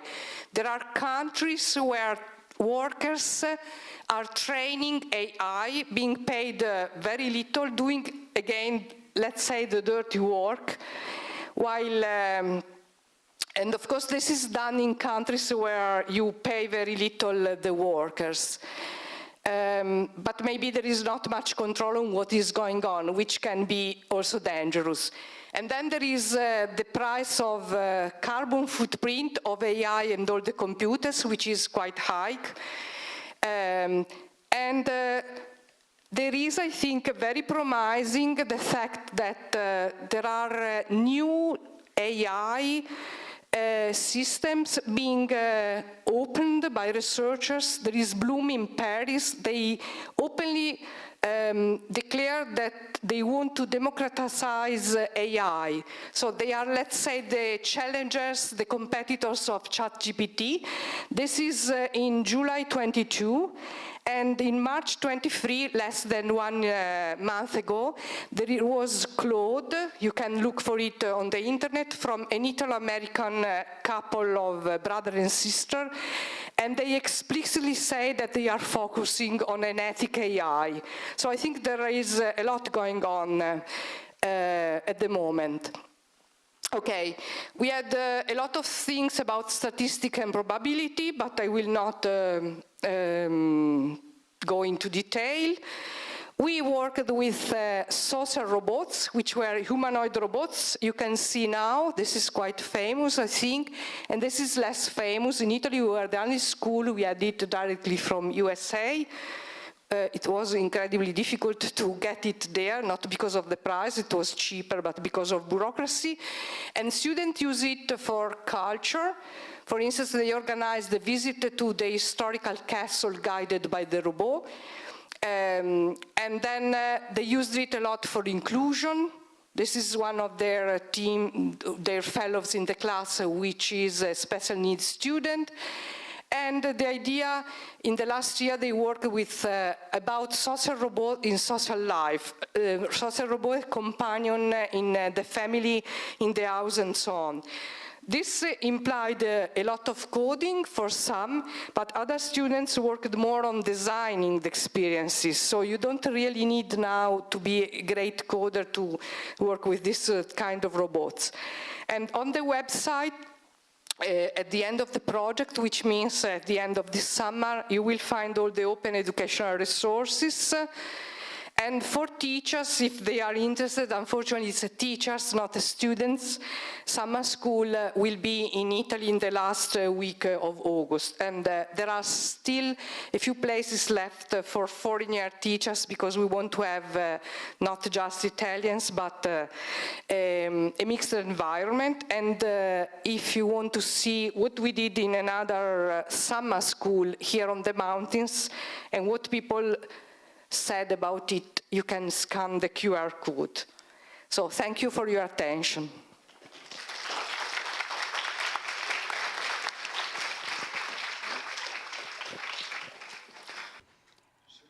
A quick question, how many of you have used ChatGPT? Half, from what I can tell, so it's an excellent question. When is our ministry going to notice that this is something that should be included in our curriculum?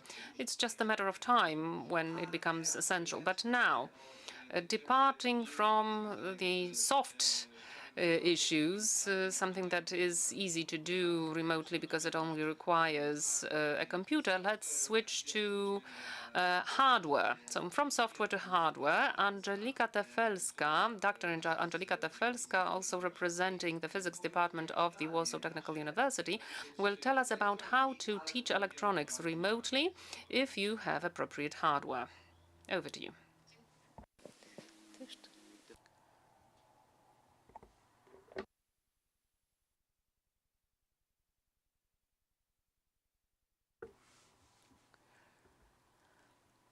Right. Welcome, everyone. Like Darek said, I will tell you about our experience in teaching electronics and microcontrollers at the Department of Physics during the pandemic. This lecture is going to talk about what seemed impossible to us at first, because how can you teach something that requires hardware without being in touch with that hardware remotely? And after 2 semesters, it became a real possibility, teaching electronics without without having access to a fully developed lab or without being in face-to-face contact with the lecturer. But let's start with a quick question to you. Do you know where this photo was taken? In what city was it taken? Any ideas? I hear China. Yes, very good. What's the most famous city in China? Wuhan. Yes, now it's Wuhan. So a quick trip to 2019 when in Wuhan, this is a yellow crane tower in Wuhan. Wuhan became a famous city in 2019, not because they have excellent universities, you know, all European universities brought together would be smaller than Wuhan University, but it's not because of their universities or industry. It wasn't because in November 2019 they organized a number of different conferences as they did, but it's because it was exactly there where the pandemic started. We were not prepared for that. We never thought that we will have to wear masks and go back home and just do our education remotely. To be honest, in November 2019, I was in Wuhan. When I was using the metro, I thought, you know, it would be excellent if students, where they get sick, come to the lectures wearing masks without passing the infection on to us. So it was a self-fulfilling prophecy. You know, back then, masks seemed so wonderful. So now, going back to our topic, in truth, the start of the pandemic caused one essential thing. Without prior notice, we were sent to remote education. You know, overnight, we were told, you teach remotely tomorrow, without any preparation. Nobody supported us, told us how to do that. We could use MS Teams, but other than that, nothing. So how do we adapt our materials? Nobody told us, nobody trained us. Overnight, we had to wake up in the new reality and handle it. So theoretical topics, yes, it's imaginable, but what to do if you need a lab? How do you do these classes? The first semester that started right after the pandemic started was the worst semester possible because we had to do all that basing on simulators.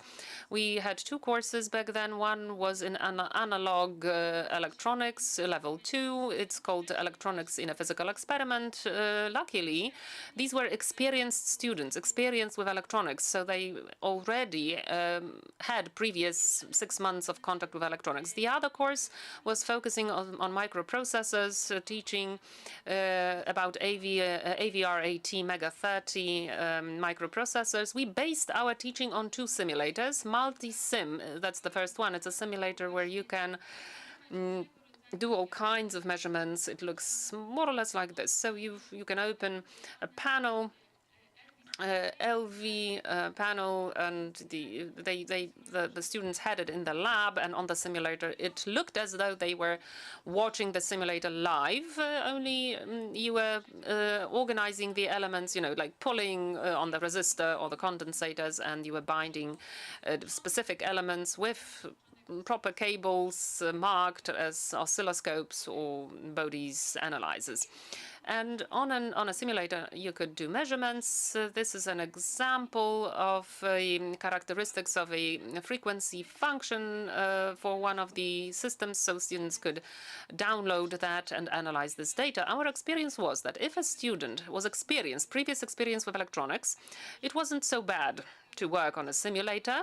They could learn additionally about the simulator if certain things were possible to be simulated, because these simulators do have their limitations as well. So it's not perfect that all classes could be conducted this way. Now, teaching about microprocessors, we were assisted by a free-of-charge simulator, Similide. That's what it's called. It's a list of available microprocessors. You can pull one from the list. You can use all kinds of components that can be pulled out from the list. This is an example of a LED matrix. You can input a program, a software you write into that microprocessor. The benefit from this simulator is that the same code that you would write for a real-life equipment is going to work on the simulator in exactly the same way. So you don't have to add any extra elements that would sort of detract from the learning process. So after this first semester, we decided that that semester, well, it was well as it was. It wasn't perfect. Not all aspects were possible to be executed, especially when it comes to microprocessors. The limitations of the simulator were such that half of the curriculum was not executed. So we had to continue through the next semester. So instead of having a single semester course, they had a two-semester course, which was a burden and a challenge.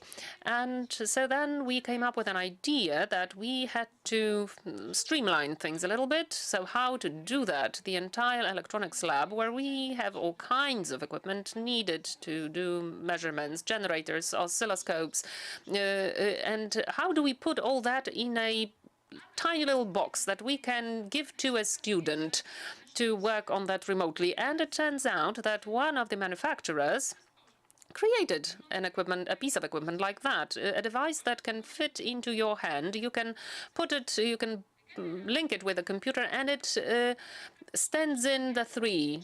So it supplements the three separate devices. You can do all kinds of practice runs of electronics on this.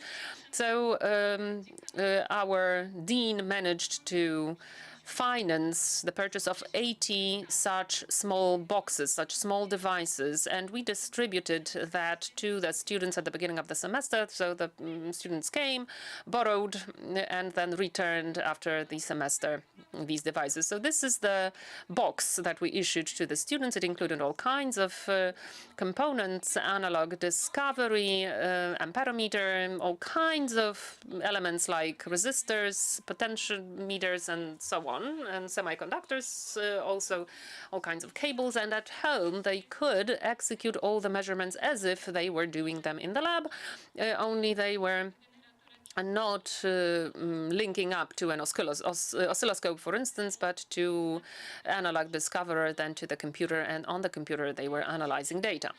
So for all that to go smoothly, we realized that we couldn't just leave the instructions as they were with electronic schematics and hoping that the student would know how to put it all together, because they wouldn't. So we had to modify our instructions, make them more user-friendly.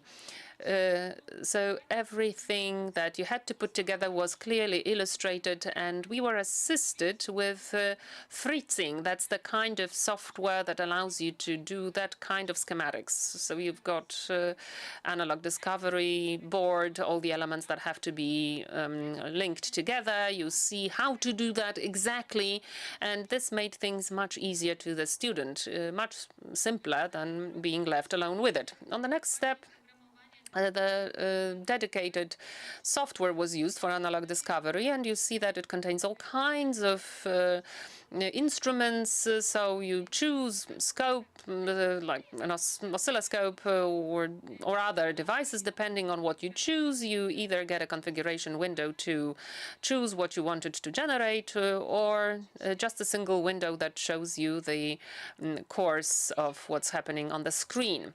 When it comes to microprocessors, we used the exact same principle, only this time we had to find a board that would include all the components linked together, so we can focus on the software creation part rather than electronics itself. And so we purchased such boards where you've got a microprocessor here and all the subunits are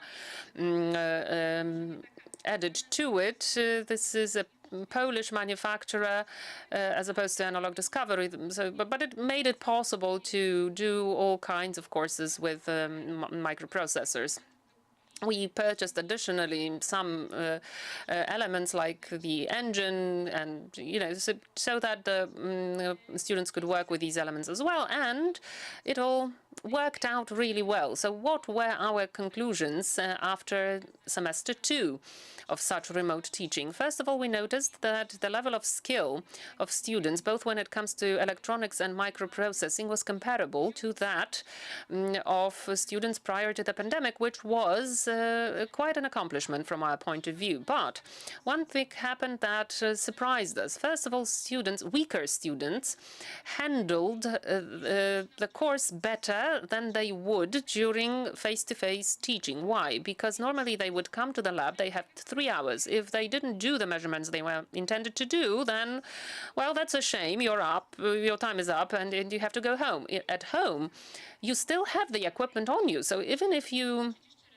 don't fit into the appropriate time, you can do more measurements later and you can catch up with what you didn't do over the 3 hours. So this was a plus.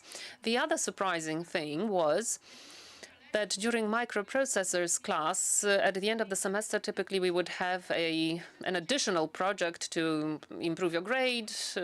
Typically for 8 students, 2 or 3 in a group would go for it. This time, nearly everyone did it. 100% of students wanted to go for the extra credit project. So it was amazing. They wanted to devote their own time, come up with their own project and do it at home. And this was another thing that truly surprised us. The fact that they could, at home, without stress, after class, do some sort of project. It motivated them to do the job, to do the work. And it turns out that remote learning at first seemed like a tragedy to us, something completely impossible. How can we teach electronics and microprocessors at home? But it turned out to be an excellent solution. It turned out that we have obtained the results that were sometimes better than with face-to-face training, which doesn't mean that we should close down the university, but it shows you that you can teach electronics and microprocessors without being physically present in the lab. In truth, during the pandemic, we realized one thing. This approach is all good and well if the department endows you financially and provides for this equipment. Unfortunately, after consulting with other universities, we found out that we were an exception to the rule because we were able to purchase these devices, rent them out to the students. The majority, unfortunately, focused on simulators. Or they bend the rules and met with the students face-to-face, even though there was a ban in place. And then we realized that we could do a project. It's called Engine. It's an Erasmus Plus project focused on adapting educational materials in such a way that those universities that could not afford new electronic devices could still do their courses, perhaps less efficiently, but still at a satisfactory level.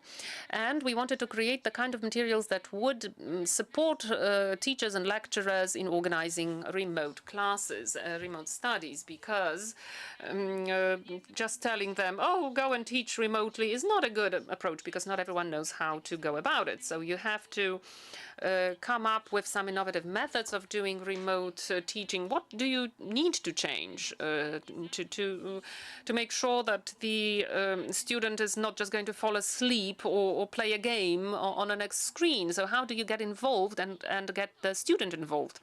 This project we co-organized with with different universities and institutions representing 3 countries other than Poland. It was Greece and Italy. And together we created a platform called Moodle, where we provide free of charge courses divided into 3 categories. Category 1 is electronics, then microprocessors and coding. So this is where you can find these materials. If you think university courses are not for pupils, that's not true. Many of these things can be adapted and used in earlier education, especially when it comes to coding. There are some elements that are already done at schools, so you can adapt that too. And now, how were these courses divided? First, we thought that it wouldn't make any sense to create too many courses because the drawback, or for instance, Udemy or Coursera, well, first of all, these are paid courses, but also there are so many that a student feels overwhelmed. So, there is no order. You don't know what to do when you graduate from one course, or, this one is too difficult for you, don't go for it, start with something else. So we focus on a small, limited number of courses, but courses that are logically associated with one another. So we had 2 courses in electronics, basics of electronics, that's basic level 1, where we explain the foundations, and then we go to a more application-focused part of analog electronics, that when it comes comes to programming, we started with a course focused on Arduino. It's a board that seems to be simplest for the users that do not know much about microcontrollers. Then on the intermediate level, you can go through one of two courses. One is based on a microchip, the other one on a microprocessor from the AVR family. And for people who already feel more certain, more confident in various platforms, equipment platforms, we recommend an advanced course on ARM microcontrollers. Now, and programming courses were divided in a similar way. So the most user-friendly language is Python, so we recommended to start with that. We've got one course in Python. Then we recommend to switch to the C language, or rather an abridged version that is needed for microcontroller programming. So not all aspects of C language, but what is effectively needed to program the equipment without going much into the detail. And then if you are more interested in objects, then we have a course that focuses on C++. And then depending on which courses you did go through, you can go to a more advanced level hardware implementation. And all these courses have been prepared on simulators, on 4 kinds of simulators. The first one is LT Spice that was used to teach electronics, since that's a simulator available free of charge and relatively simple in use. Then Arduino was used on Tinkercad simulator, and then we go on. Microcontrollers were done on Prometheus, and microcontrollers AVR were done on Simulide that I presented before. Now, about programming languages, we focused on selecting a single platform that would be adequate for all languages, and we can use that platform to program without configuring the environment on your computer. So we selected Google Colab Research, where you can write both in Python, C, C++, so it's not much of a problem. This is an example of a program that was written in C++, and it looks like a notebook. So at first you can add a section with a theoretical description, then a file where you put a bit of a code, and then some shell commands where you can compile a bit of a code, and instantly you see the result at the very bottom. So it's a very comfortable environment, because you can put bits in, you can give examples on the board, sort of, and tell the students, check this and this element and check what happens. So this doesn't require things being created from scratch. You can configure them and see what happens. And to summarize, I would like to say that in general we notice 2 things. Students obtain optimum results if they are in physical contact with the equipment, even if it's a rented out set or kit.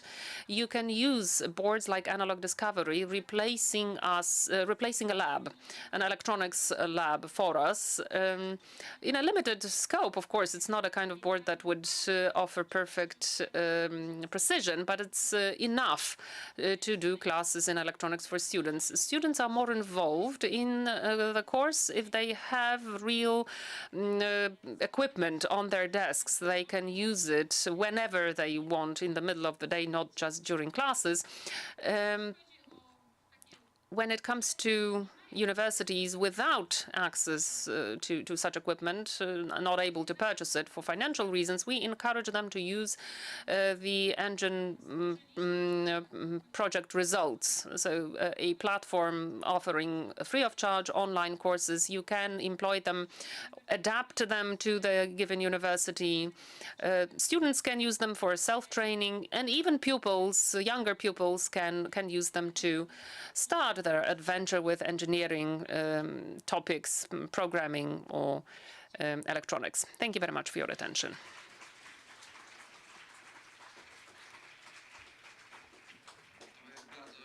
Thank you for your presentation. One thing that puzzled me, 80 kits. This costs 2,000.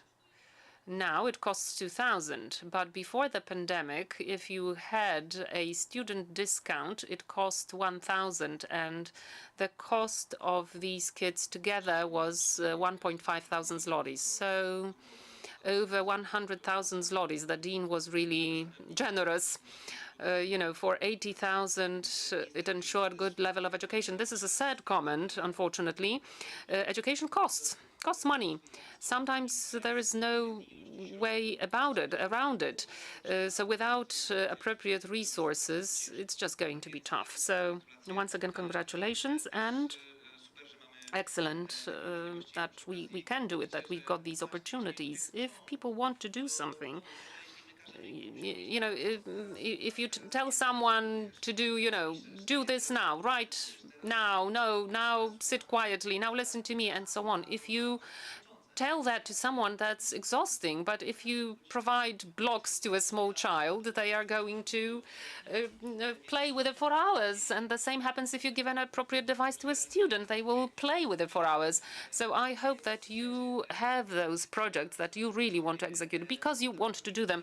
Now we are going to hear from Adam Markiewicz from Academia High School, and he will tell you about what happens when teachers have their own toys that they can use for all kinds of purposes. 3D printing for education. Thank you.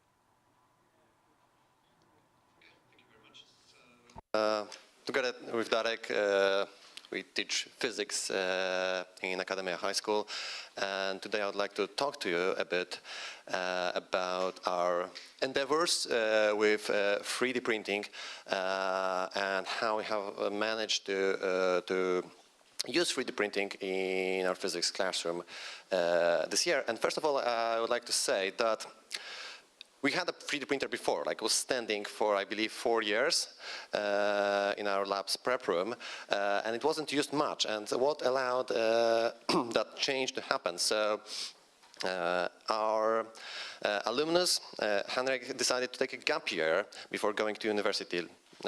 He finished school last year, and he was looking for some interesting opportunities something to do during this gap year, and we knew that the guy is great with practical physics, with building stuff, and very experienced in 3D printing. So we offered him an internship as our lab's technician. And he happily accepted our offer, and it was really match made in heaven because he had a lot of experience, and it was possible for us finally to come to him, sell him an idea for an experiment or a demonstration, and he would translate our idea into a 3D model that can be printed, and he would print it for us and prepare everything, something that we simply didn't have time for before. So, a few examples of the things that we have achieved. And what we have learned, and what worked, what were the challenges. So first of all, loudspeaker. So here you have it, a very simple design, and it's actually something that I have found in one of all the GCSE exams. We teach British curricula. And originally it was a question about for testing magnetism, and the described experiment involved a loudspeaker made of cardboard. So it looked pretty much like what you see on the picture. So it had plate made of cardboard, and then a cylinder glued to it, and the coil wrapped over. And when the student brought a magnet next to the coil, it oscillated, producing an audible sound. So I came with this idea to Henrik: how can we do this in 3D printing? And my original idea was, let's make it out of cardboard, but it would be nice to have the cylinder for the coil actually 3D printed. It would be a bit easier. And he said, I can print you the whole thing. I can print you it as a single piece. The filament that you print from is elastic. It will oscillate very nicely. And this shows you that how beneficial it is to have someone who actually has a lot of experience with 3D printing, because just the process of 3D printing, designing model, running the printer, this is relatively simple, but knowing properties of the materials that you work with, that takes experience, and gathering that experience really takes time. So it worked really nicely. So that worked. So here we have a video.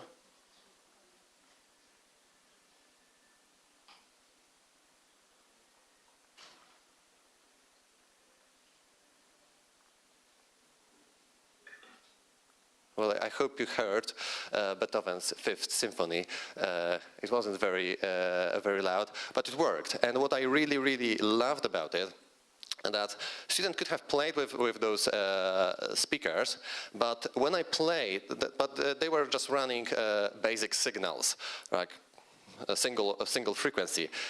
And when I run actual music from my laptop on one of those speakers, it took them a few seconds to realize that it's the speaker producing the sound. Like they were looking around, is this from a classroom, neighboring classroom? Because yes, they heard that the speaker can produce a sound, but it took them a while to realize, okay, but that means that this thing can actually play music.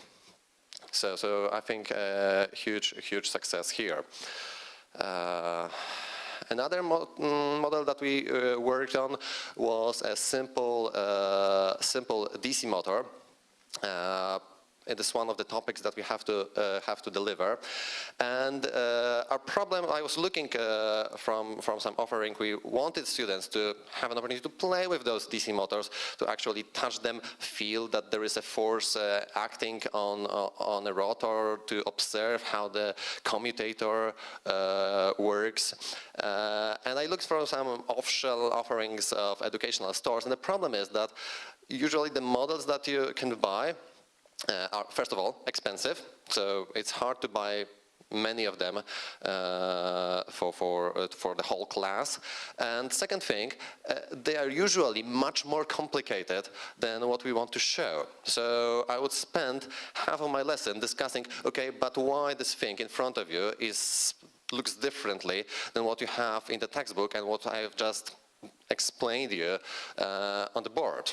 So we designed this motor not to be the most efficient one, but to be the simplest one that allows us to actually discuss the concept of motor force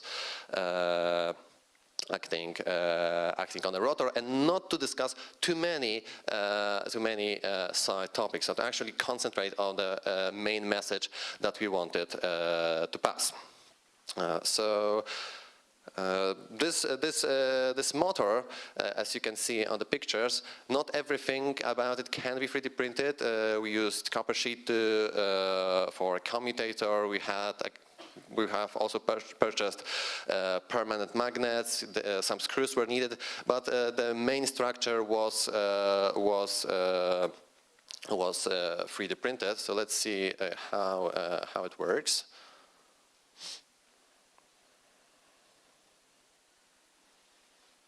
Then you can see that it's working until it gets stuck at some point. So we also run in some issues. First of all, it took several iterations to get the design right, so that it's is robust and works as expected. And also, for example, what we realized only after running the class, that the filament actually melts at around 200 degrees Celsius, and we're running high current to actually make the rotor spinning. And when the coil gets hot, the whole thing melted a bit. Right, so yeah, we'll have to fix our models now. But the good thing is, if it's broken, then we can just print another one. It's very, very easy, so we have no worries that someone will damage it. We can really just give those models for students to play with and even damage them and learn something through it. And the third example, this is actually not our idea and not our model. We haven't designed it. This was designed by CERN. They have an initiative called School Lab. And one of the things that they offer is several activities based on 3D printing. And this model is used to demonstrate principle scattering experiments. So you launch a bunch of particles at a certain target. Those particles scatter in different directions, and then from the distribution of the scattered particles, you try to figure out something about the shape of the thing that those particles hit. So you can see that there is a ramp here, a blue one. On the first picture, you can see that there's a row of bearing balls on the ramp. You move the slider on the ramp, and the balls roll down, hit the target in the center. Here we have three circular targets visible, and I believe this is supposed to model 3 quarks present in, let's say, a proton. And the balls scatter in a certain pattern. And it really, really shows you the idea behind the scattering experiment. And even better, the models include a cover. You can put a cover on the target. You can give students an unknown target, and then they have to figure out what is there. There are several targets, the one you see on the picture, but there's also a rectangular target, a simple cylinder, triangle, and they really, really produce different scattering distributions. And if you can make it as a simple activity just to get an idea, or if you have time, you can make it more complicated. You can run even proper statistical analysis of the results if you have time and opportunity. Now, the issues here, for example, with this model, is that it's large. It's large and it requires a lot of filament. So when you wanted 6 copies of that, it took I think over a week to print all of them.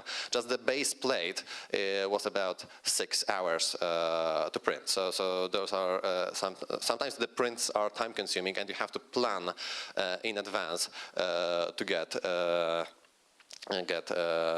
sufficient number of parts. And lastly, something very, very simple and maybe less spectacular, but a magnet holder. This was really, really simple item.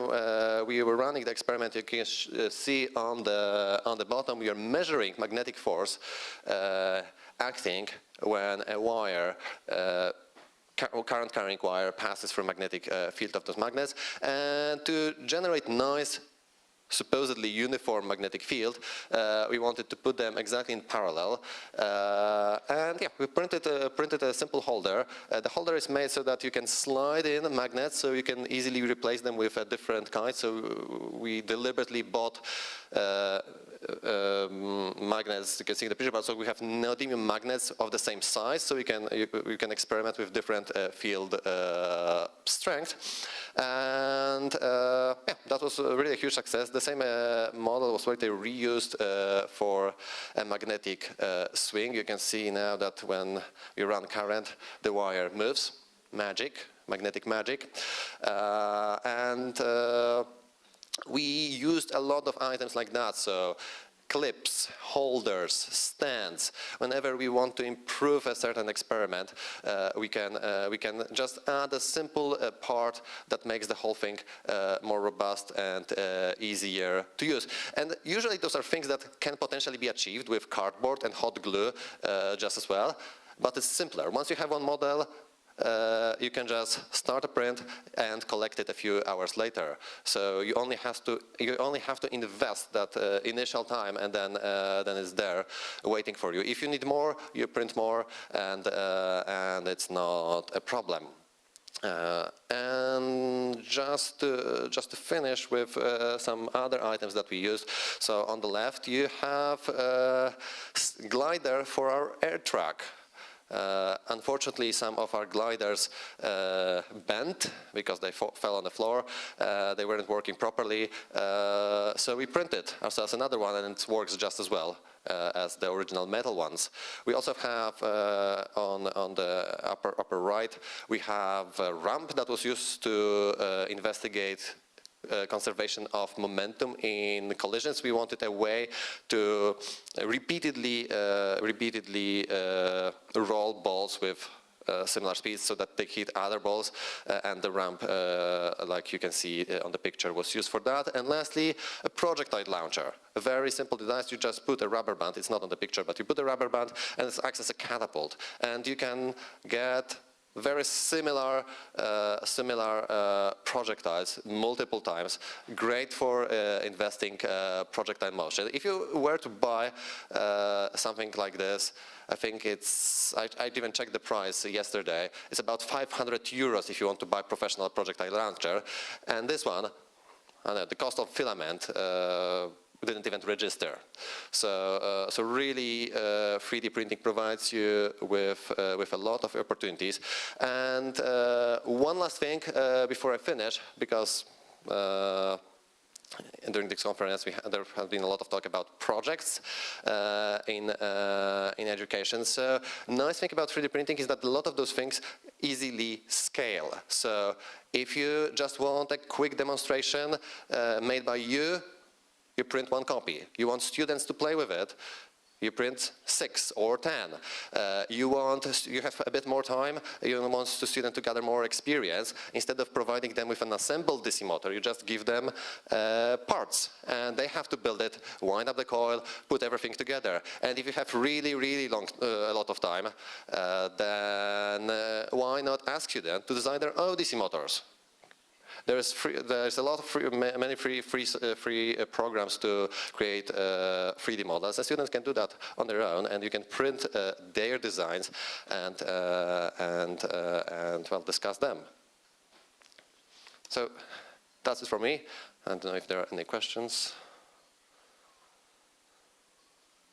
Thank you very much.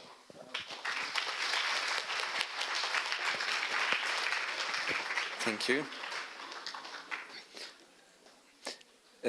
Ja potwierdzam, że się... I will just confirm that the filament melts. I was the one who did not read up on the 12-volt maximum margin. But, you know, even if it melts, you just print it out again. So this is genius. Another thing, if it ever happened to you to buy a lens, buying a lens that says for educational use, it costs 60 zlotys. If you buy a lens somewhere out in the market, it costs half of that. So it's better to sometimes just make things yourself. To finish this session, I would like to invite Ewelina Łęgowska, who came to us from Sopot, and she will tell us about working on a project model during the pandemic in Sopot. So it's going to be more about radiation, as far as I know. So now, this presentation.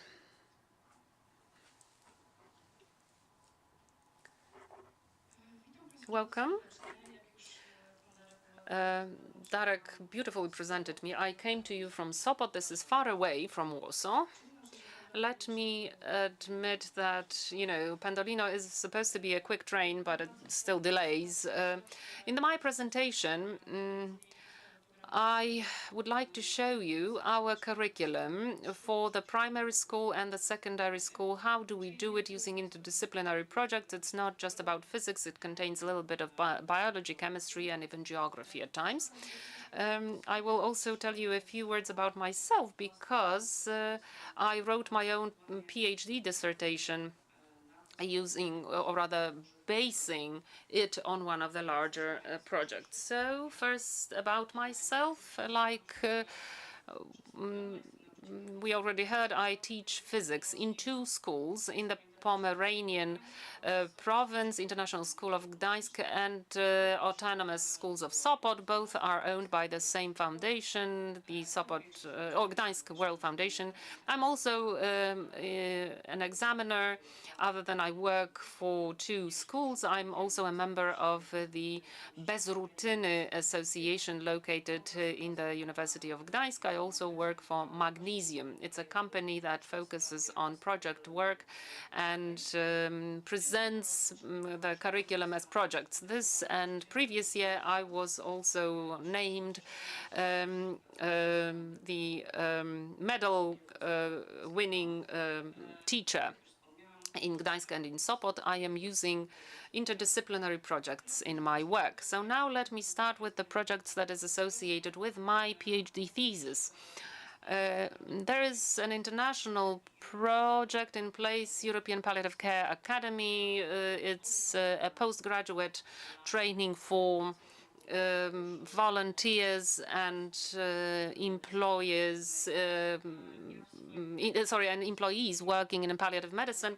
In my project, I included the use of experiment as a novel tool used to work with orphaned children, because it turns out that any experiment, whether biological, chemical, or other, it's going to produce a repeatable result. And a child in trauma, orphaned, going through loss, is looking for stability in its life. So here you see an article from Dziennik Bałtycki Daily, where during a project, the Train of Dreams foundation, for which I also work, organized a 10-day stay for children doing this project. So you can read up on this project. You've got photos revealing certain experiments. As it turns out, children are more willing to take part in experimental classes. So we get a lot of feedback,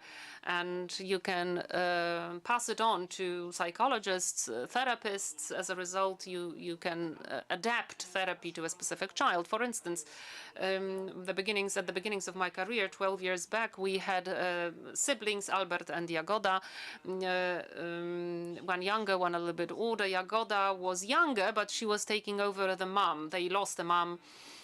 She died in hospice. And Albert is an autistic child, so he's very closed off. And only when they started doing experiments, Albert opened up. He started talking about himself, about his loss, what happened and why. Which is when we summarized this project. Jagoda actually did it. She approached me and she said, Ewelina, thank you, because I just got my brother back. So you can use our knowledge as physicians, our knowledge of physics, also in these very difficult circumstances. And now a few words about Sopot. I encourage you to visit our town. I work in the Autonomous Secondary School of Sopot. I will focus on this school. This is a privately owned establishment. We focus on respect, responsibility, autonomy, and involvement of the entire school community. So when I talk about a school community, I do not only mean teachers and principals, but also parents and students. Now, talking about the curriculum that we have to implement, that you have to go through in order to graduate, we assume that, we try to depart from a traditional definition of a gifted student or less gifted student. Teachers present here, teachers in general focus on that, and according to the definition by Lewicki from 1996, a gifted student is the one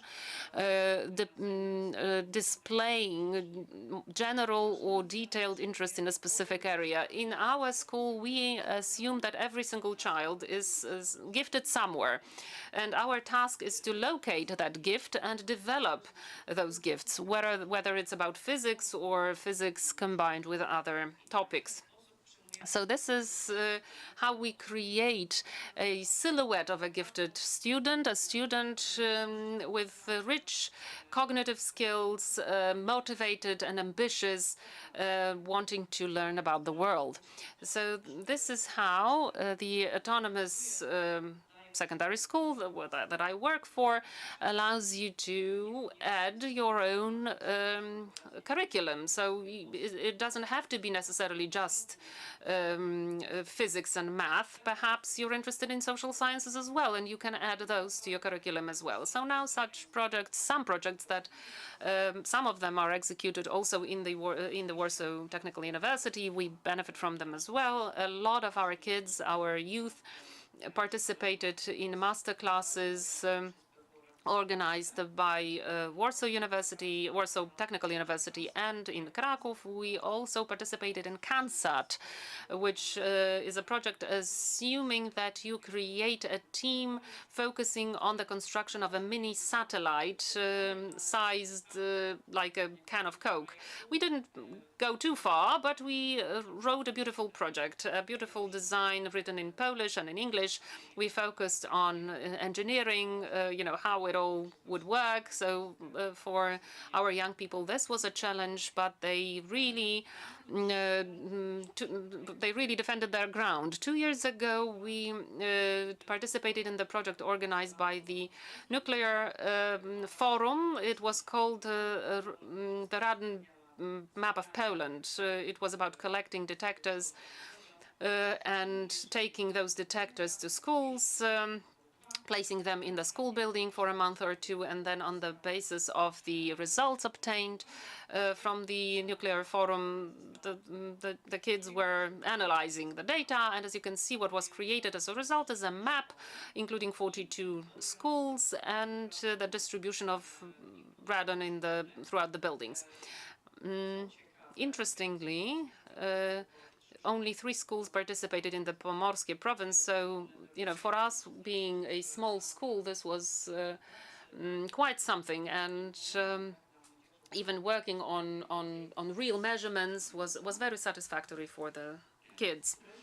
We also took part in competitions entitled With Energy for Climate. Young people on their own executed their own projects. You see 2 very interesting ones that I wanted to focus on.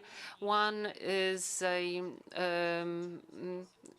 it's a survey conducted by an 8th grade student, a survey regarding the planned construction of a nuclear power plant in our province. So this student went to the campus of the technical university, asked students if they would be in favor or against building a nuclear power plant, and if so, why.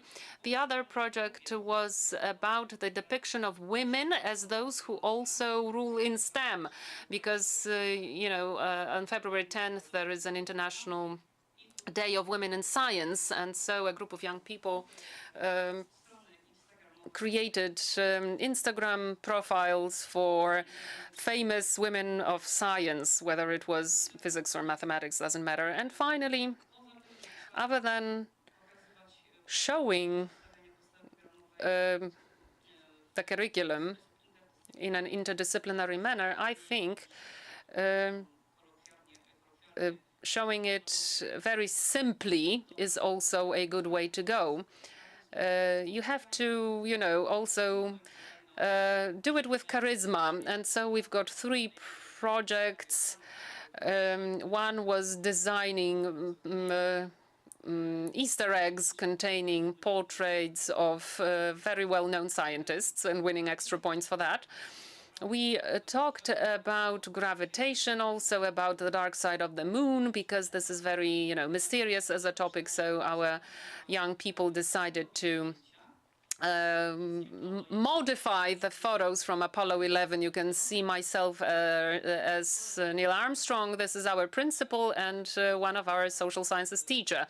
So if you ever wanted to know and were wondering who actually arrived at the moon, it was Łęgowska, Chodorowski, and our principal. They were not Americans. They were all Polish.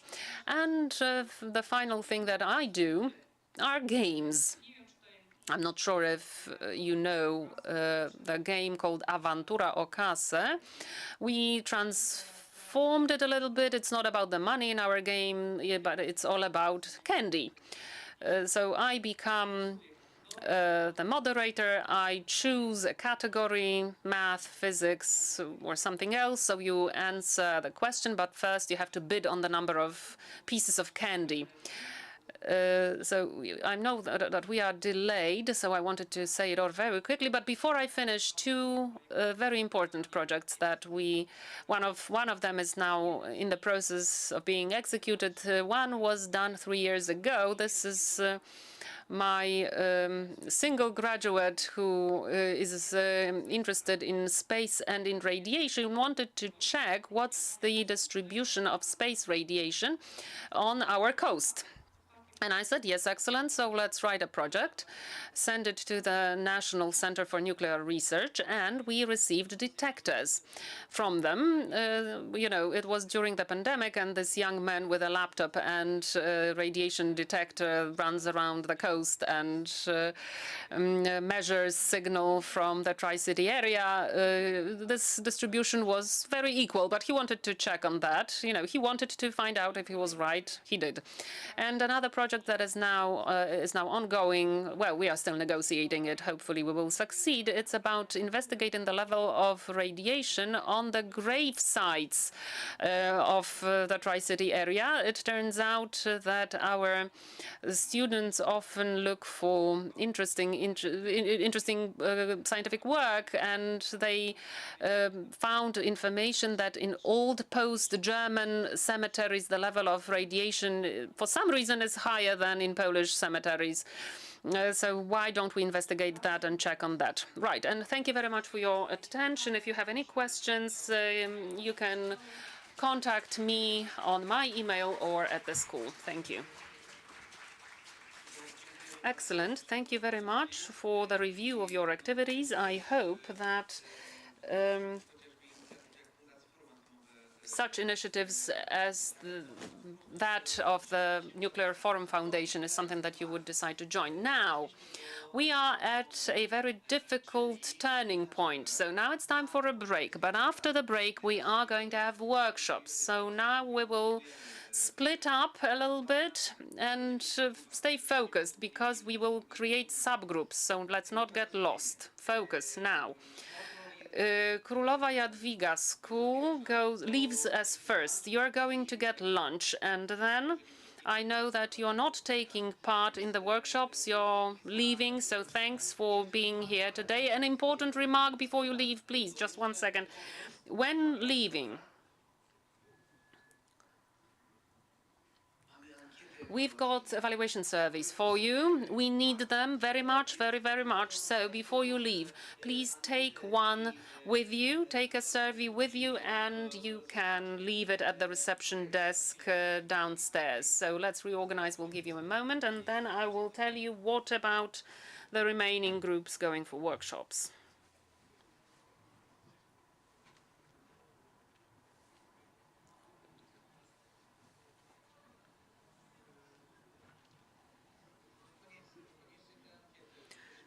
Definitely take the surveys. We need to know how things went.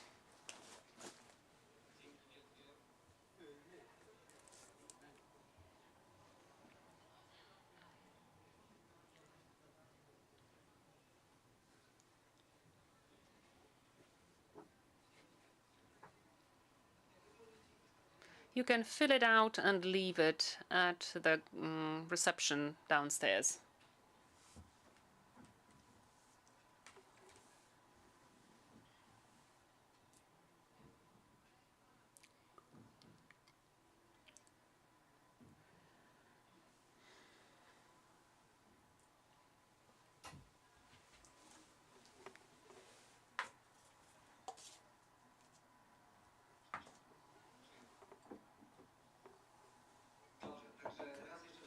Right. Once again, thank you for being here today, and hope to see you again. Now, I think there are fewer of you than we should have, but still plenty. So, the way we do it, we've got 4 workshops.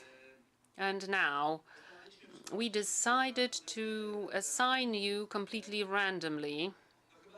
Unless, the problem is that there are different numbers for different workshops, unless you are able to do that yourself. Let's maybe do this way. You've got George here.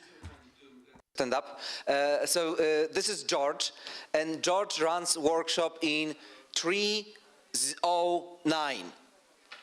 Czyli na trzecim piętrze. That's third floor, 309. That's where that workshop is happening. So 21 people goes now downstairs to have something to eat if you have time for that, and then 1:30 we meet at 309. There's going to be a workshop with George. It's going to last 1 hour, and then you can still have lunch if you haven't had time during the break, and that's it then afterwards. So I need 21 people to join George. The first 21 people who leaves now.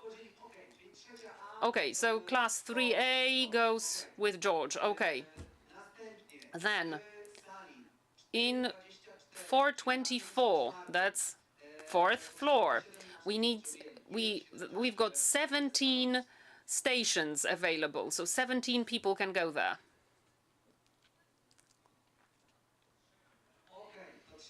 Right, so 3D is going to go there, and then Anna Maria, you've met her already during her presentation. She's got a workshop for 17 people at 320. 3B goes there. Okay, you remember that. I don't remember that anymore. So you remember that. And I am going to be in 1.07A. That's floor 1. I'm taking 27 people with me, and in total, if we added it correctly, that should be sufficient for all of you. If we've got overbooking for some reason, if you are not added to any of the workshops, there's going to be something happening here as well. But the plan is that 1:30 we are meeting at the rooms that I said. And now, once again, thank you very much for participating in this part of the conference.